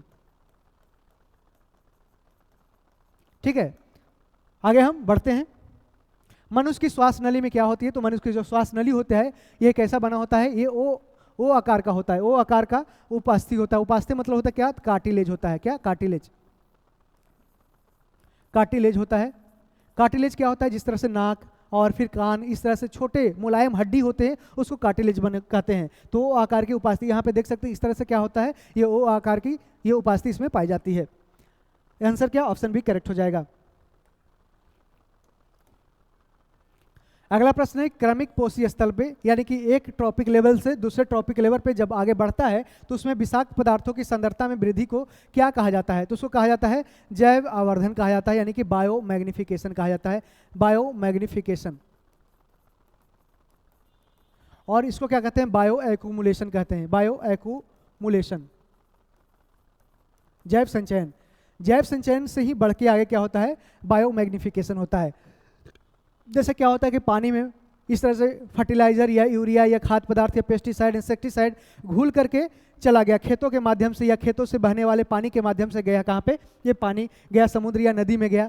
नदी में क्या, छोटे छोटे जीव जंतु रहते हैं, उसको मछली खाता है। मछली जब खाया, जू प्लांटन खाया, उसके बाद क्या, उसको छोटे मछली खाता है, छोटे मछली उसको खाया, छोटे मछली को बड़े मछली खाया, बड़े मछली को और उसके बड़े वाले मछली खाया। और यहाँ पे जो मछली को कभी कभी देखते होंगे क्या, तो फिश ईटिंग वर्ड्स भी हैं, वो खाए गए। तो उसमें क्या होता है, धीरे धीरे ये डीडीटी है, यहाँ पे जो यूरिया या फिर उस तरह से खाद्य पदार्थ, यहाँ पे इंसेक्टिसाइड पेस्टिसाइड जा रहा है, तो यहाँ से जब धीरे धीरे कहाँ पे चला गया, तो ये वसा का संकेंद्रीकरण धीरे धीरे कहाँ से स्टार्ट हुआ, तो यहाँ से स्टार्ट हुआ और फिर चला गया ऊपर लेवल पर चला गया। जो अंतिम में खाया उसको ज़्यादा नुकसान किया, यानी विषाक्त पदार्थ उसके शरीर में चला गया, जिस कारण से उसका शरीर नुकसान होता चला गया। आपको हमने इसके पहले वाले वीडियो में बायो मैग्निफिकेशन और बायो एक्यूमुलेशन का प्रोसेस को हमने अच्छी तरह से समझाया, उसको जाकर देख सकते हैं। और बायो एक्यूमुलेशन में क्या होता है कि एक ही लेवल में, जैसे कि मानव है, मानव खाद्य पदार्थ, जैसे कोई भी सब्जी खाता है, सब्जी खाया, उसके अंदर जैसे कुछ पे उस पर इंसेक्टिसाइड या पेस्टिसाइड का छिड़काव हुआ, वो जब बिना धोए या फिर धोकर भी खाए, कोई ज़्यादा फायदा है वो है नहीं, जैसे वो खाया उसके शरीर में बसा में जाकर के संग्रहित हो गया, कोई भी जैसे डीडीटी हो गया, फिर कोई भी इंसेक्टिसाइड पेस्टिसाइड उसके बसा में सम्मिलित हो गया और किडनी में या लीवर में उस तरह से संग्रहित हो गया, जिस कारण से क्या हो गया, उसके शरीर में बायो एक्यूमुलेट हो गया, यानी संचयन हो गया, और ये हमेशा शरीर में बना रहेगा, जिस कारण से बीमारी का ये है जो आगे बढ़ाता हुआ बीमारी भी ज़्यादा पैदा करता है। तो यहाँ पे जैव संचयन के बाद ही जैसे मानव शरीर को कोई और खा लेगा तो उसमें भी ये हमारे शरीर से उसमें ये विषाक्त पदार्थ उसके शरीर में चला जाएगा, उसको बोलते हैं बायो मैग्निफिकेशन। और बायो एक्यूमुलेशन किसी एक जीव में होता है। ठीक है, इसको समझ लीजिए। आगे हम बढ़ते हैं, ऑप्शन भी करेक्ट हो जाएगा। कह रहा है प्रत्येक जबड़ा में अग्र च्वर्णक यानी प्री मोलर की बात कर रहा है। प्री मोलर की संख्या कितनी होती है? तो यहाँ पे देख सकते हैं ये मोलर है, प्री मोलर है, कैनाइन है और ये इंसाइजर है। ठीक है, इसको बोलते हैं क्या? चवर्णक। इसको अग्र चवर्णक बोलते हैं। ठीक है, चवर्णक, इसको अग्र चवर्णक, और इसको रदनक और कृंतक बोलते हैं। तो ये स्थायी दांत है और ये दूध के दांत कितने होते हैं? तो 20 होते हैं, 20 दूध के दांत, इसको याद रखना है, ये बच्चों में होते हैं। और अस्थायी दांत कितने होते हैं? तो चवर्णक की संख्या कितना? तो 3 दूना 6 जोड़ा हो गया, 3 इधर और 3 इधर, 3 टोटल कितना? 6 हो गया। 6 नीचे के, एक ऊपर एक नीचे और 6 ऊपर, यानी टोटल ये चवर्णक कितने हो गए? 12 हो गए, यानी 3 3 6 6 12 हो गया। और फिर अग्र चवर्णक की बात करते हैं तो 2 जोड़ा यहाँ है, 2 जोड़ा यहाँ है, यानी टोटल क्या है? तो ये 4 जोड़ा एक जबड़ा में हो गया। 4 जोड़ा इधर, 4 दूनी 8 हो गया, 4 गुना 2 हो गया, और ये क्या हो गया? ये हो गया 3 3 6, यानी 6 गुना 2 हो गया।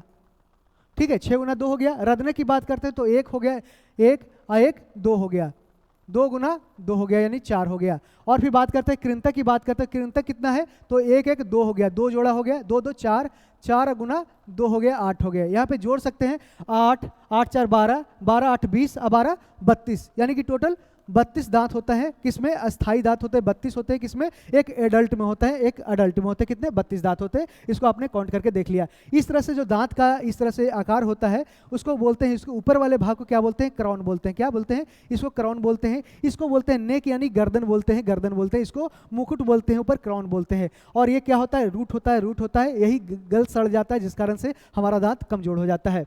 ठीक है, इसका आंसर याद रखना है, क्या हो जाएगा? इसमें 4 जोड़ा हो जाएगा। इसमें पूछ रहा है प्रत्येक जबड़े में अग्र चवर्णक की बात की जा रही है, यानी अग्र चवर्णक क्या है? तो ये 4 जोड़ा है, 4 जोड़ा है, इसमें 4 जोड़ा आंसर हो जाएगा। ठीक है, अब हम आगे बढ़ते हैं।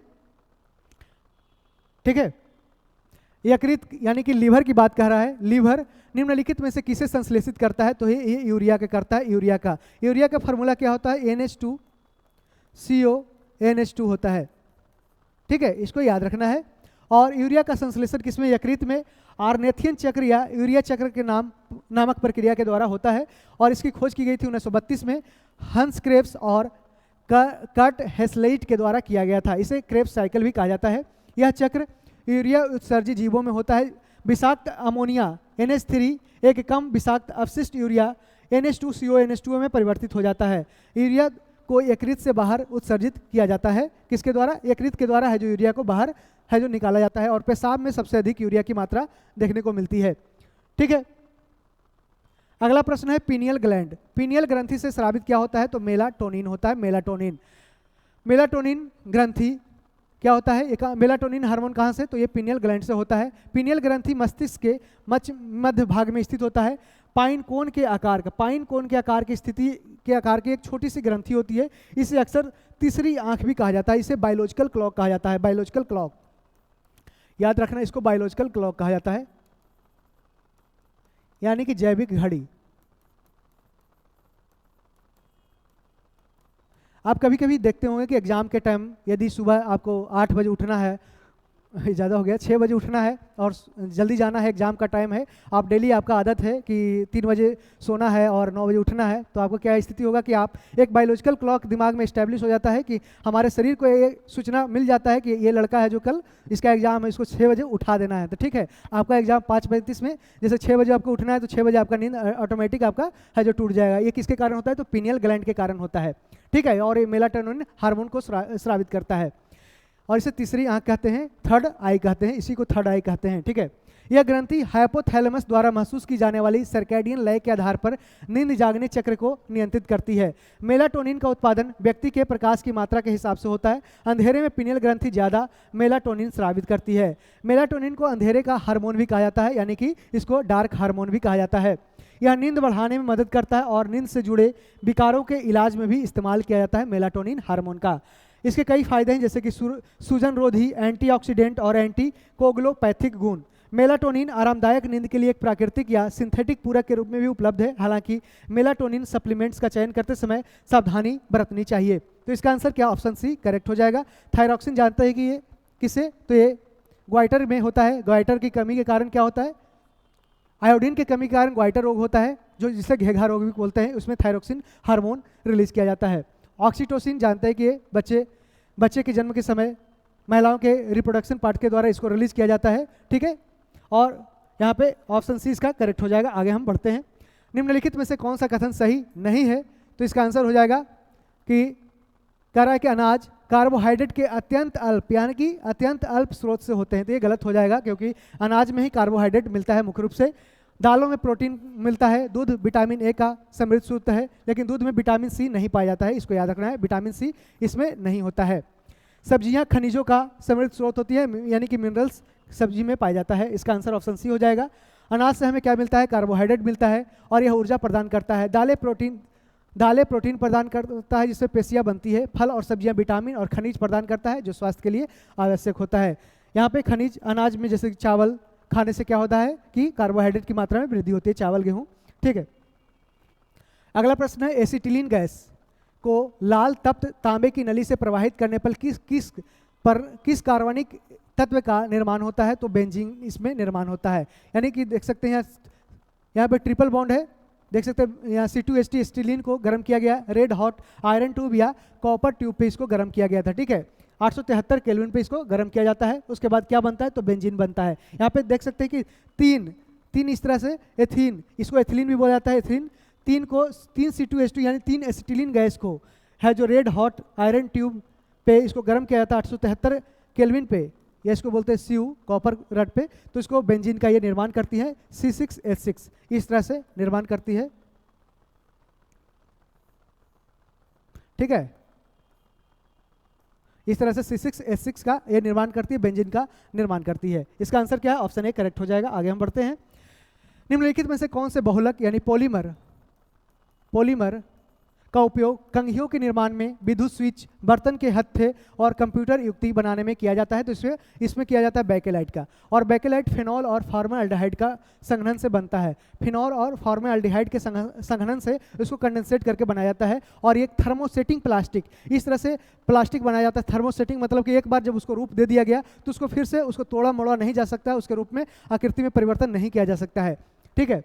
बेकेलाइट या पॉलीऑक्सी बेंजील मिथेल लिंगलो कोयले हाइड्राइड सिंथेटिक घटकों से बना पहला प्लास्टिक था। इसको याद रखना है, देख लेना, इसको छोड़ना है, ठीक है। क्या याद रखना है? यह एक थर्मोसेटिंग फिनॉल फॉर्मल्डिहाइड रोल है जो फॉर्मल्डिहाइड के साथ फिनॉल की संक्षेपण प्रतिक्रिया से निर्मित होती है। इसे 1907 में न्यूयॉर्क के ओंकर्स में बेल्जियम अमेरिकी रसायनज्ञ लियो बैंकलेट के द्वारा बनाया गया था, ठीक है। और 7 दिसंबर 1909 को बेकेलाइट का पेटेंट कराया गया था, यानी कि इसको पेटेंट यानी कॉपीराइट दिया गया था, ठीक है। अब हम आगे बढ़ते हैं, ठीक है। इसका आंसर क्या है? Option A. और पीवीसी का पॉलीविनाइल क्लोराइड का जानते हैं कि इस तरह से जो पाइप बनता है या फिर ये वायर होता है इलेक्ट्रिसिटी का, जो देखते होंगे वायर, उसके ऊपर जो कवर होता है वो कवर किसका होता है? ये पीवीसी का ही होता है। या फिर जो जल होता है, जल ले जाते हैं जब अपने घरों में, जल का जो पाइप इस तरह से जाता है, ये किसका बना होता है? ये पीवीसी का ही बना होता है। आयोडीन और पोटेशियम क्लोराइड यानी KI के मिश्रण से आयोडीन को अलग किया जा सकता है, किसके द्वारा? तो उधर्वपातन के द्वारा, यानी सब्लिमेशन मेथड के द्वारा। सब्लिमेशन मेथड में क्या होता है कि इसमें सॉलिड से डायरेक्ट गैस हो जाता है, और गैस से डायरेक्ट जब सॉलिड में होता है तो उसको कहते हैं डिपोजिशन कहते हैं, या फिर उसको क्या बोलते हैं? डिपोजिशन इसको बोलते हैं, ठीक है। इसको डिपोजिशन बोलते हैं, जो जब सॉलिड से डायरेक्ट गैस बन जाता है, या फिर जब सॉलिड से डायरेक्ट गैस तो इसको सब्लिमेशन, और गैस से डायरेक्ट ये सॉलिड तो बोलते हैं इसको डिपोजिशन बोलते हैं, निक्षेपण बोलते हैं, इसको निक्षेपण बोलते हैं, ठीक है। अब हम आगे बढ़ते हैं। ऑप्शन सी करेक्ट हो जाएगा। जीवन संघर्ष एवं योग्यतम की उत्तरजीविता का संबंध किससे है? तो ये डार्विनवाद से है। डार्विनवाद यानी डार्विन जानते हैं कि 1859 में एक ऑरिजिन ऑफ स्पेसीज पुस्तक लिखा था, ऑरिजिन ऑफ स्पेसीज, और इसी में सिद्धांत दिया था सर्वाइवल ऑफ द फिटेस्ट, यानी कि वैसे जीव जंतु सर्वाइव करेंगे जो वातावरण के अनुसार अपने आप को बदलते रहेंगे। यानी कि जैसा टेम्परेचर बढ़ेगा तो अपना शरीर के भी टेम्परेचर अनुकूलता को बढ़ाएंगे, जिस कारण से वो ज़्यादा से ज़्यादा दिनों तक सर्वाइव कर पाएंगे।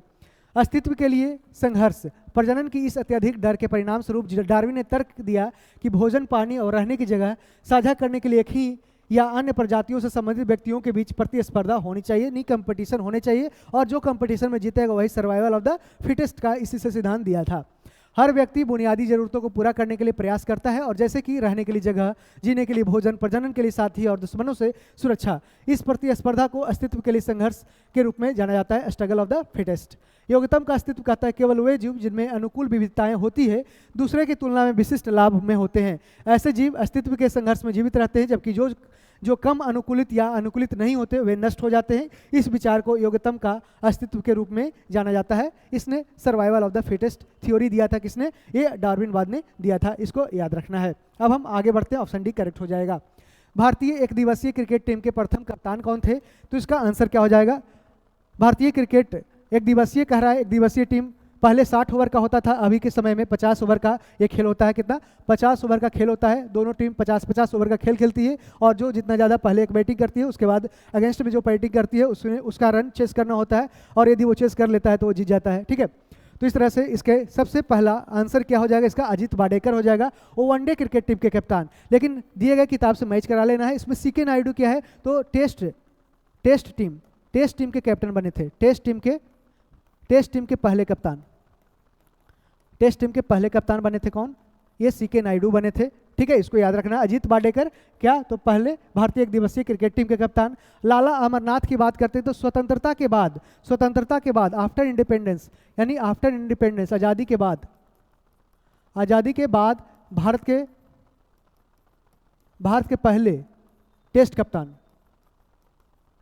पहले टेस्ट कप्तान बने। और लाला अमरनाथ को कहा जाता है भारतीय क्रिकेट का जनक कहा जाता है।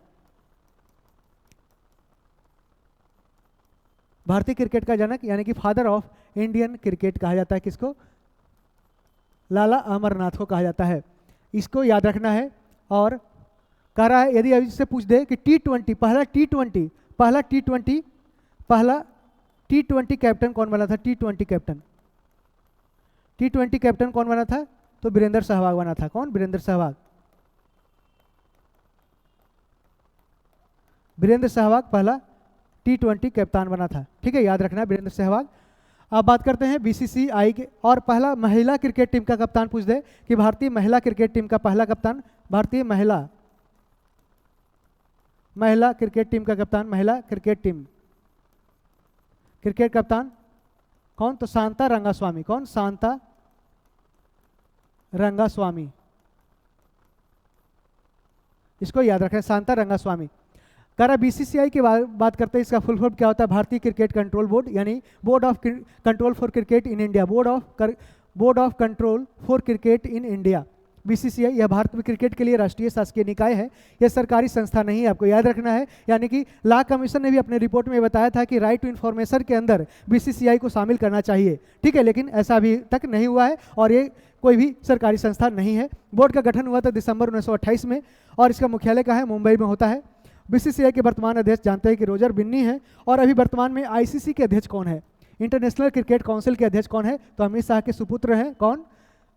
कौन? इसका नाम है जय शाह। जय शाह कौन है? तो अमित शाह के बेटा है, और ये इंटरनेशनल क्रिकेट में काफ़ी धूम मचाए थे अपने ऐतिहासिक करियर क्रिकेट में। बहुत ही अच्छी तरह से क्रिकेट खेला करते, जिस कारण से उनकी उपलब्धियों को देखते हुए उन्हें आईसीसी का चेयरमैन बनाया गया है। आप समझ सकते हैं। ठीक है, बीसीसीआई के वर्तमान अध्यक्ष कौन है? रोजर बिन्नी है। बीसीसीआई अपनी वित्तीय स्थिति के लिए भारत सरकार पर निर्भर नहीं है।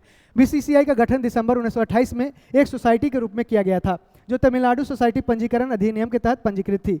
बीसीसीआई भारत का सबसे अमीर खेल निकाय और दुनिया का सबसे अमीर क्रिकेट बोर्ड है। कौन? बीसीसीआई। इसको ध्यान रखना है, सबसे ज़्यादा पैसा यही बीसीसीआई के पास है। ठीक है, क्रिकेट जगत में। आगे हम बढ़ते हैं कि भारत की प्रथम जनजातीय भाषा कौन सी है जिसे अपना विकिपीडिया संस्करण प्राप्त किया है? तो यह है संथाली भाषा है। आप जानते हैं कि भारत में मुख्य रूप से जो सबसे ज़्यादा 2011 के सेंसस के अनुसार सेंसस में दिया गया है, सबसे ज़्यादा जनसंख्या ट्राइबल पॉपुलेशन का किसका है? तो भील का है। पहला क्या है? तो भील है।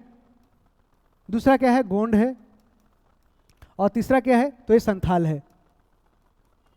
यानी 3 जनजाति है। संथाल जनजाति से ही कौन आती है? तो द्रौपदी मुर्मू जो भारत की राष्ट्रपति है, इसको याद रखना है। तो संथाली भारत की पहली ऐसी जनजातीय भाषा है जिसे अपना विकिपीडिया संस्करण मिला है। संथाली विकिपीडिया को 2 अगस्त 2018 को लॉन्च किया गया था। कब? 2 अगस्त 2018 को लॉन्च किया गया था। यह विकिपीडिया ओल चिकी लिपि में लिखी गई। किसमें? ओल चिकी लिपि में लिखी गई है। और संथाली भाषा को लिखने के लिए ओल चिकी लिपि का इस्तेमाल भारत में व्यापक रूप से किया जाता है।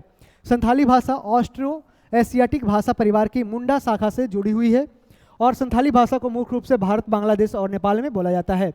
संथाली भाषा को झारखंड, पश्चिम बंगाल, उड़ीसा, असम, बिहार, छत्तीसगढ़ और त्रिपुरा में भी बोला जाता है। संथाली भाषा को मुख्य रूप से मौखिक भाषा माना जाता था, लेकिन यूरोपीय मिशनरियों ने इसे बंगाली, ओडिशा और रोमन लिपियों में लिखना शुरू किया था। ओल चिकी लिपि को रघुनाथ मुर्मू ने 1925 में विकसित किया था। कब? ओल चिकी लिपि को रघुनाथ मुर्मू के द्वारा 1925 में विकसित किया गया था। ओल चिकी लिपि में लिखे गए संथाली शब्दों की संख्या कितनी है? तो लगभग 70,000 है। और संथाली भाषा के उच्चारण में अलग अलग राज्यों में अंतर होता है। झारखंड के संथाल परगना के जिलों में बोली जाने वाली संथाली को शुद्ध संथाली कहा जाता है। आपको एक चीज़ और भी याद रखना है कि बोडो, डोगरी, संथाली और प्लस मैथिली को 92 संविधान संशोधन 92 संविधान संशोधन अधिनियम 2003 में आया गया। 92 संविधान संशोधन अधिनियम 2003 में। और इसको कहाँ रखा गया? 8वीं अनुसूची में इसको शामिल किया गया। 8वीं अनुसूची में, ठीक है। जब 8वीं अनुसूची में शामिल किया गया तो इसमें टोटल अब भाषाओं की संख्या कितनी होगी? तो ये 22 हो गया। कितना? 22 भाषा का इसमें शामिल किया गया। और ध्यान रखना है कि इसमें इंग्लिश भाषा इसमें शामिल नहीं किया गया है 8वीं अनुसूची में। अब हम आगे बढ़ते हैं। कौन सा शहर मंदिरों की अधिकता के कारण the cathedral city of India के नाम से जाना जाता है? तो भुवनेश्वर को कहा जाता है मंदिरों का शहर, या फिर मंदिरों की अधिकता के कारण इसको कहा जाता है the cathedral city of India के नाम से जाना जाता है। और उड़ीसा की राजधानी का है भुवनेश्वर है। और वहाँ पे जानते हैं कि पुरी कोणार्क और भुवनेश्वर को इसको ट्रायंगल भी कहा जाता है। ट्रायंगल के नाम से जाना जाता है, ट्रायंगल ऑफ टेम्पल, ठीक है। ट्रायंगल ऑफ टेम्पल का नाम से इसको जाना जाता है, ट्रायंगल ऑफ टेम्पल के नाम से जाना जाता है, ठीक है। इसका आंसर क्या हो जाएगा? ऑप्शन सी हो जाएगा। लिंगराज मंदिर कहाँ है? भुवनेश्वर में ही है, ठीक है। जगन्नाथ मंदिर कहाँ है? पुरी में है। और फिर कोणार्क में क्या है? तो ब्लैक पैगोडा है। सूर्य मंदिर कहाँ है? कोणार्क में है। आज़ादी के दीवाने संग्रहालय कहाँ पे स्थित है? तो यह है जो कहाँ पे? दिल्ली पे स्थित है। आज़ादी के दीवाने कहाँ? तो दिल्ली में स्थित है। यहाँ पे देख सकते हैं इमेज। जारवा जनजाति का निवास स्थल कहाँ है? तो अंडमान निकोबार में जारवा जनजाति है। अंडमान और निकोबार द्वीप समूह में रहने वाली प्रमुख जनजातियां हैं, उसके बारे में जानते हैं कि कौन कौन है। तो अंडमान द्वीप समूह में रहने वाली प्रमुख जातियां ग्रेट अंडमानी है। अंडमान द्वीप समूह में रहने वाली आदिवासी जनजातियों में सबसे बड़ी जनसंख्या किसकी है? ग्रेट अंडमानी की ही है। किसकी? ग्रेट अंडमानी की। ओंगी जनजाति कहाँ है? तो भारत के सबसे आदिम आदिवासियों में से एक है, यानी कि सबसे प्राचीन आदिवासियों में से कौन एक है? तो ये ओंगी जनजाति है। जारवा की बात करते हैं तो ये जनजाति दक्षिण और मध्य यानी साउथ और मिडिल अंडमान द्वीपों के पश्चिम तटों पर ये रहती है और शिकार संग्रह करने वाली खाना अवदोष जनजाति है। कौन? तो ये जारवा है। सेंटिनली की बात करें तो ये जनजाति उत्तर सेंटिनल द्वीप में रहती है और अभी हाल ही में कुछ वर्षों में पहले देखा गया कि एक अमेरिकन चला गया था, टूरिस्ट के रूप में चला गया था। कहाँ? सेंटिनल आइलैंड पे चला गया था और वहाँ पे सेंटिनली ने उसको पकड़ के वहाँ पे खा गया था, मार के। निकोबारी द्वीप समूह की बात करते हैं तो उसमें रहने वाले निकोबारी जनजाति है, यह मंगोल मूल की जनजाति है। कहाँ? मंगोल मूल की जनजाति है। सोम्पेन की बात करते हैं तो ये जनजाति निकोबार द्वीप समूह के सबसे बड़े द्वीप ग्रेट निकोबार में रहती है। सोम्पेन भाषा सोम्पेन लोगों द्वारा बोली जाने वाली भाषा है। इसको याद रखना है कौन कौन जनजाति है। तो इसमें ग्रेट अंडमानी, ओंगी, जारवा, सेंटिनली, निकोबारी, सोम्पेन, ये सारे अंडमान और निकोबार के प्रमुख जनजातियाँ हैं, ठीक है। अब हम आगे बढ़ते हैं। ऑप्शन ए इसका करेक्ट है। ताम्रपत्र लेख दर्शाते हैं कि प्राचीन काल में बिहार के राजाओं का किससे संपर्क था? तो जावा सुमात्रा के से संबंधित था। और जानते हैं कि ताम्रपत्र लेखन क्या होता है? तो ये कॉपर प्लेट पे लिखा गया है। कॉपर प्लेट पे यानी कि जो तांबा के चदरों पे लिखा जाने वाला लेख को कहा जाता है ताम्रपत्र लेख। और ये पाल राजवंश के राजा देवपाल बौद्ध थे और लिखित अभिलेखों के अनुसार उन्हें परम सौगात के नाम से भी जाना जाता था, ठीक है। आपसे क्वेश्चन डायरेक्ट भी पूछ सकता है कि परम सौगात के नाम से किसको जाना जाता था? तो पाल राजवंश के राजा देवपाल को, और ये बुद्ध थे। शैलेंद्र राजवंश के राजा बालपुत्र देव के अनुरोध पर देवपाल ने नालंदा में बौद्ध विहार बनाने के लिए 5 गांव दान में दिया था, ठीक है। किसके कहने पे? तो ये शैलेंद्र राजवंश के राजा बालपुत्र देव के अनुरोध पर देवपाल ने नालंदा में बौद्ध विहार बनाने के लिए 5 गांव को दान में दिया था। इसका आंसर ऑप्शन डी करेक्ट हो जाएगा। मिलान करना है। यहाँ पे देख सकते हैं कि IUCN के द्वारा, international union for conservation of nature, IUCN का फुल फॉर्म लिख देते हैं, international union for conservation of nature, conservation of nature, इसमें क्या हो गया, इसमें फ्लोरा और फौना, फ्लोरा और फौना, फ्लोरा और फौना को इसमें शामिल करने का प्रयास किया गया, उसके संरक्षित करने का प्रयास किया गया, उसके जैसे प्लांट्स और एनिमल स्पेसीज को इसमें संरक्षित करने का प्रयास किया जाता है IUCN के द्वारा। और IUCN के जो वैसे जीव या वैसे पौधे जो संरक्षित नहीं हो रहे हैं, उसका इंडेंजर्ड हो रहा है, यानी कि उसका धीरे धीरे विघटन हो रहा है, उसको IUCN है जो रेड लिस्ट बुक में जारी रखता है, उसको रेड लिस्ट तैयार करता है। रेड लिस्ट यानी कि कौन सा इंडेंजर्ड है, कौन क्या है, तो ये वल्नरेबल है, कौन रेयर है, कौन एक्सटिंक्ट हो चुका है, इस तरह से प्रमुख लिस्ट में जारी करता है। तो IUCN क्या करता है, रेड लिस्ट जारी करता है। ये क्वेश्चन कई बार एग्जामों में पूछा गया है कि IUCN का फुल फॉर्म क्या होता है और ये क्या करता है, रेड लिस्ट किसके द्वारा डाटा तैयार किया जाता है, IUCN के द्वारा। विलुप्त प्राय प्रजाति, इसको बोलते हैं इंडेंजर्ड। इंडेंजर्ड यानी कि वैसे प्राणी, वैसे प्रजाति पौधों की या जीवों की जो अभी क्या है, वो खत्म होने के कगार पे है, खत्म हुई नहीं है, खत्म होने के कगार पे है। और जो खत्म हो चुकी है उसको क्या कहते हैं, उसको एक्सटिंक्ट बोलते हैं। एक्सटिंक्ट यानी वो विलुप्त हो चुका है, विलुप्त हो चुका है। और असुरक्षित को क्या बोलते हैं, इसको वल्नरेबल कहते हैं, वल्नरेबल। यानी कुछ भी ऐसा हुआ तो ये खत्म ही हो जाएगा, इसको वल्नरेबल बोलते हैं। जबकि दुर्लभ प्रजाति क्या होता है, ये कहीं कहीं पाया जाता है, रेयर होता है, रेयर पाया जाता है। तो विलुप्त प्राय प्रजाति कौन होता है, तो ये लायन टेल मैकेक, एक बंदर होता है लायन टेल मैकेक, जो क्या होता है, यहाँ पे देख सकते हैं, ये क्या है, विलुप्त प्राय प्रजाति, 1 का 3 हो जाएगा, 1 का 3 हो जाएगा। और असुरक्षित प्रजाति यानी वल्नरेबल क्या है, तो 1 का 3 हो जाएगा और B का 2 हो जाएगा। असुरक्षित प्रजाति इसमें नीली भेड़ हो जाएगा, 2 का क्या हो जाएगा, 2 का असुरक्षित प्रजाति क्या हो जाएगा, 3। ऑप्शन बी इसमें करेक्ट कर लीजिए, ऑप्शन बी 1 का 3। विलुप्त प्राय प्रजाति क्या हो जाएगा इसमें, लॉयन टेल मैकेक, ये है जो नीलगिरी क्षेत्रों में, एक नीलगिरी के क्षेत्रों में क्या है, एक बंदर है, क्या, लॉयन टेल मैकेक।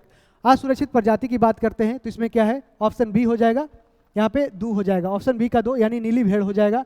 दुर्लभ प्रजाति की बात करते हैं तो इसमें, ठीक है, इसका एक बार देख लेते हैं, सॉरी, इसका आंसर क्या हो जाएगा, ऑप्शन ए का 3 हो जाएगा। हाँ, ए का 3 और बी का 1 हो जाएगा, बी का 1 कह रहा है। यहाँ पे वल्नरेबल क्या है, तो इसका आंसर ये हो, मरुस्थलीय भेड़ और हॉर्नबिल क्या है, असुरक्षित है यानी वल्नरेबल है। और दुर्लभ प्रजाति क्या है, तो ये गुलाबी सिर वाला बत्तख, गुलाबी सिर वाली बत्तख क्या है, तो इसमें दुर्लभ प्रजाति है। और जबकि एक्सटिंक्ट क्या है, विलुप्त प्रजाति क्या है, तो ये विलुप्त प्रजाति है, ये नीली भेड़ है, क्या, नीली भेड़ है। तो इसका आंसर ऑप्शन ए मिला लीजिए। ठीक है, आगे हम बढ़ते हैं। किसी वस्तु की पूर्ति प्रत्यक्ष रूप से किस पर निर्भर नहीं करती है, यानी किसी वस्तु की पूर्ति प्रत्यक्ष रूप से डायरेक्टली किस पर निर्भर नहीं करती है, तो ये उत्पादन की प्रौद्योगिकी पे निर्भर नहीं करती, यानी टेक्नोलॉजी और प्रोडक्शन पे निर्भर नहीं करती। जबकि उत्पादन की लागत क्या है, वस्तु की कीमत क्या है, वस्तु की मांग कैसी हो रही है, उस पर ये डायरेक्टली अफेक्ट करता है। और उस पर डायरेक्ट कितना वो परचेज होगा, कितना वो नुकसान होगा, ये भी उस पर डिपेंड करता है। तो पूर्ति से अभिप्राय वस्तु की उस मात्रा से है जो एक निश्चित फर्म या फैक्ट्री निश्चित कीमत पर एक समय अवधि में, एक टाइम पीरियड में बेचने के लिए तैयार है। किसी वस्तु की पूर्ति के मुख्य निर्धारित तत्व क्या क्या होते हैं, तो वस्तु की कीमत, यानी कि किसी वस्तु की पूर्ति का सर्वाधिक प्रभावी कारक क्या है, वस्तु की अपनी कीमत होती है। वस्तु की कीमत जितनी अधिक होगी उसकी पूर्ति भी अधिक मात्रा में होगी, क्योंकि उत्पादक को इससे अधिक लाभ प्राप्त होता है। दूसरा है उत्पादन तकनीक। समय के साथ साथ नई और आधुनिक उत्पादन तकनीक विकसित होती रहती है, जिसके प्रति इकाई लागत कम हो जाती है। उत्पादन लागत कम होने से वस्तु की पूर्ति भी बढ़ जाती है, लेकिन ऐसा इसमें कह रहा है कि किसी वस्तु की पूर्ति प्रत्यक्ष रूप से उत्पादन की टेक्नोलॉजी पर डिपेंड नहीं करती है, लेकिन इफेक्टिव तो होता है। तीसरा बात कर रहे हैं कि उत्पादन के साधनों की कीमत।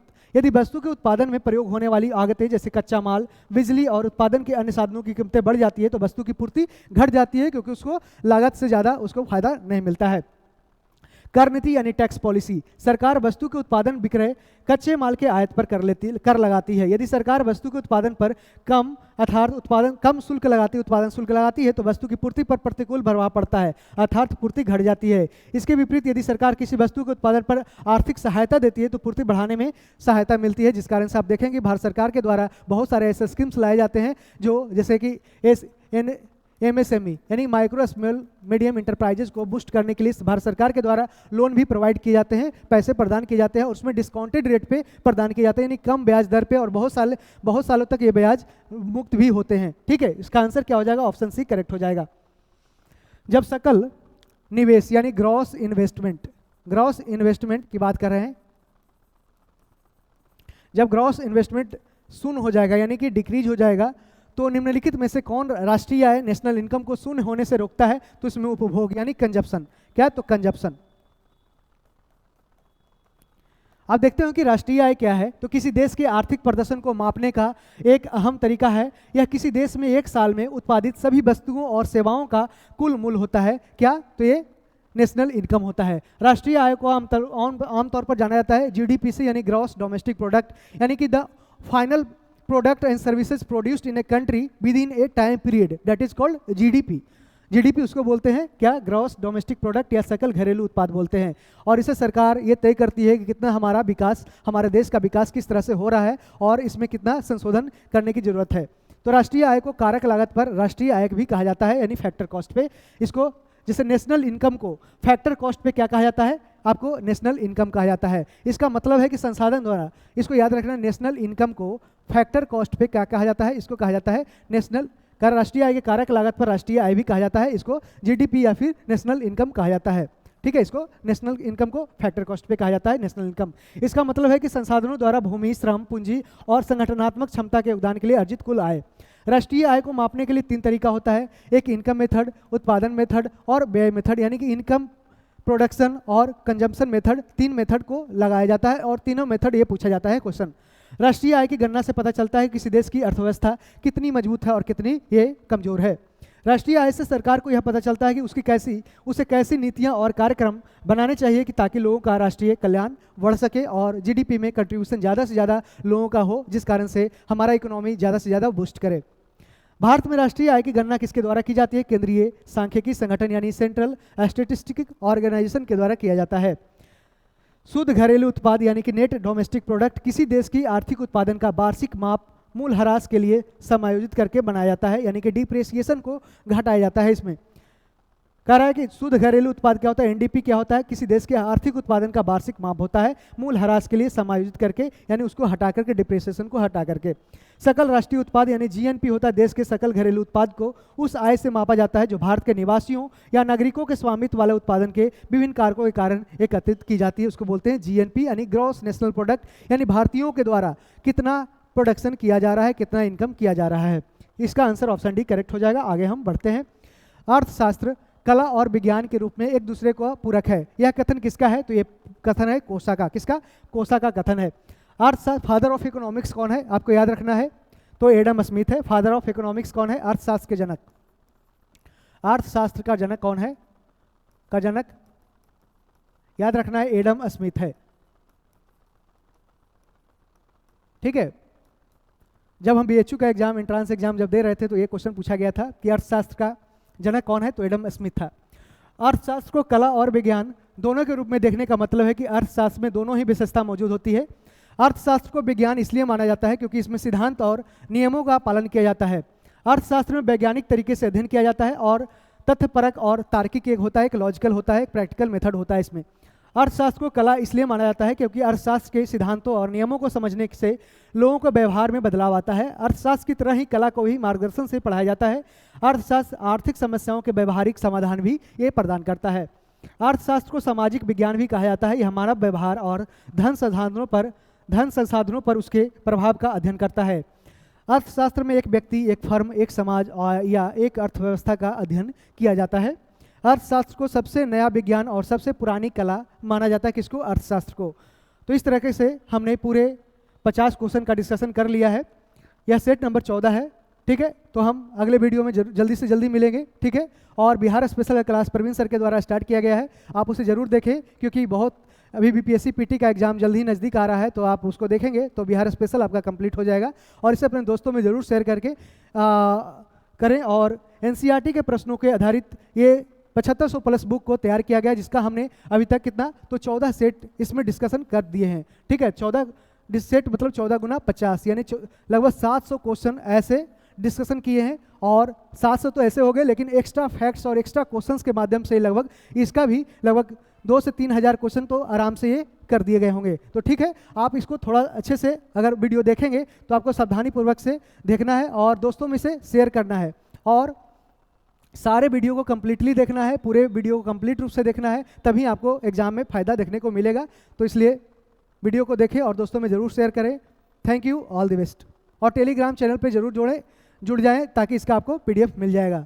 Thank you, all the best.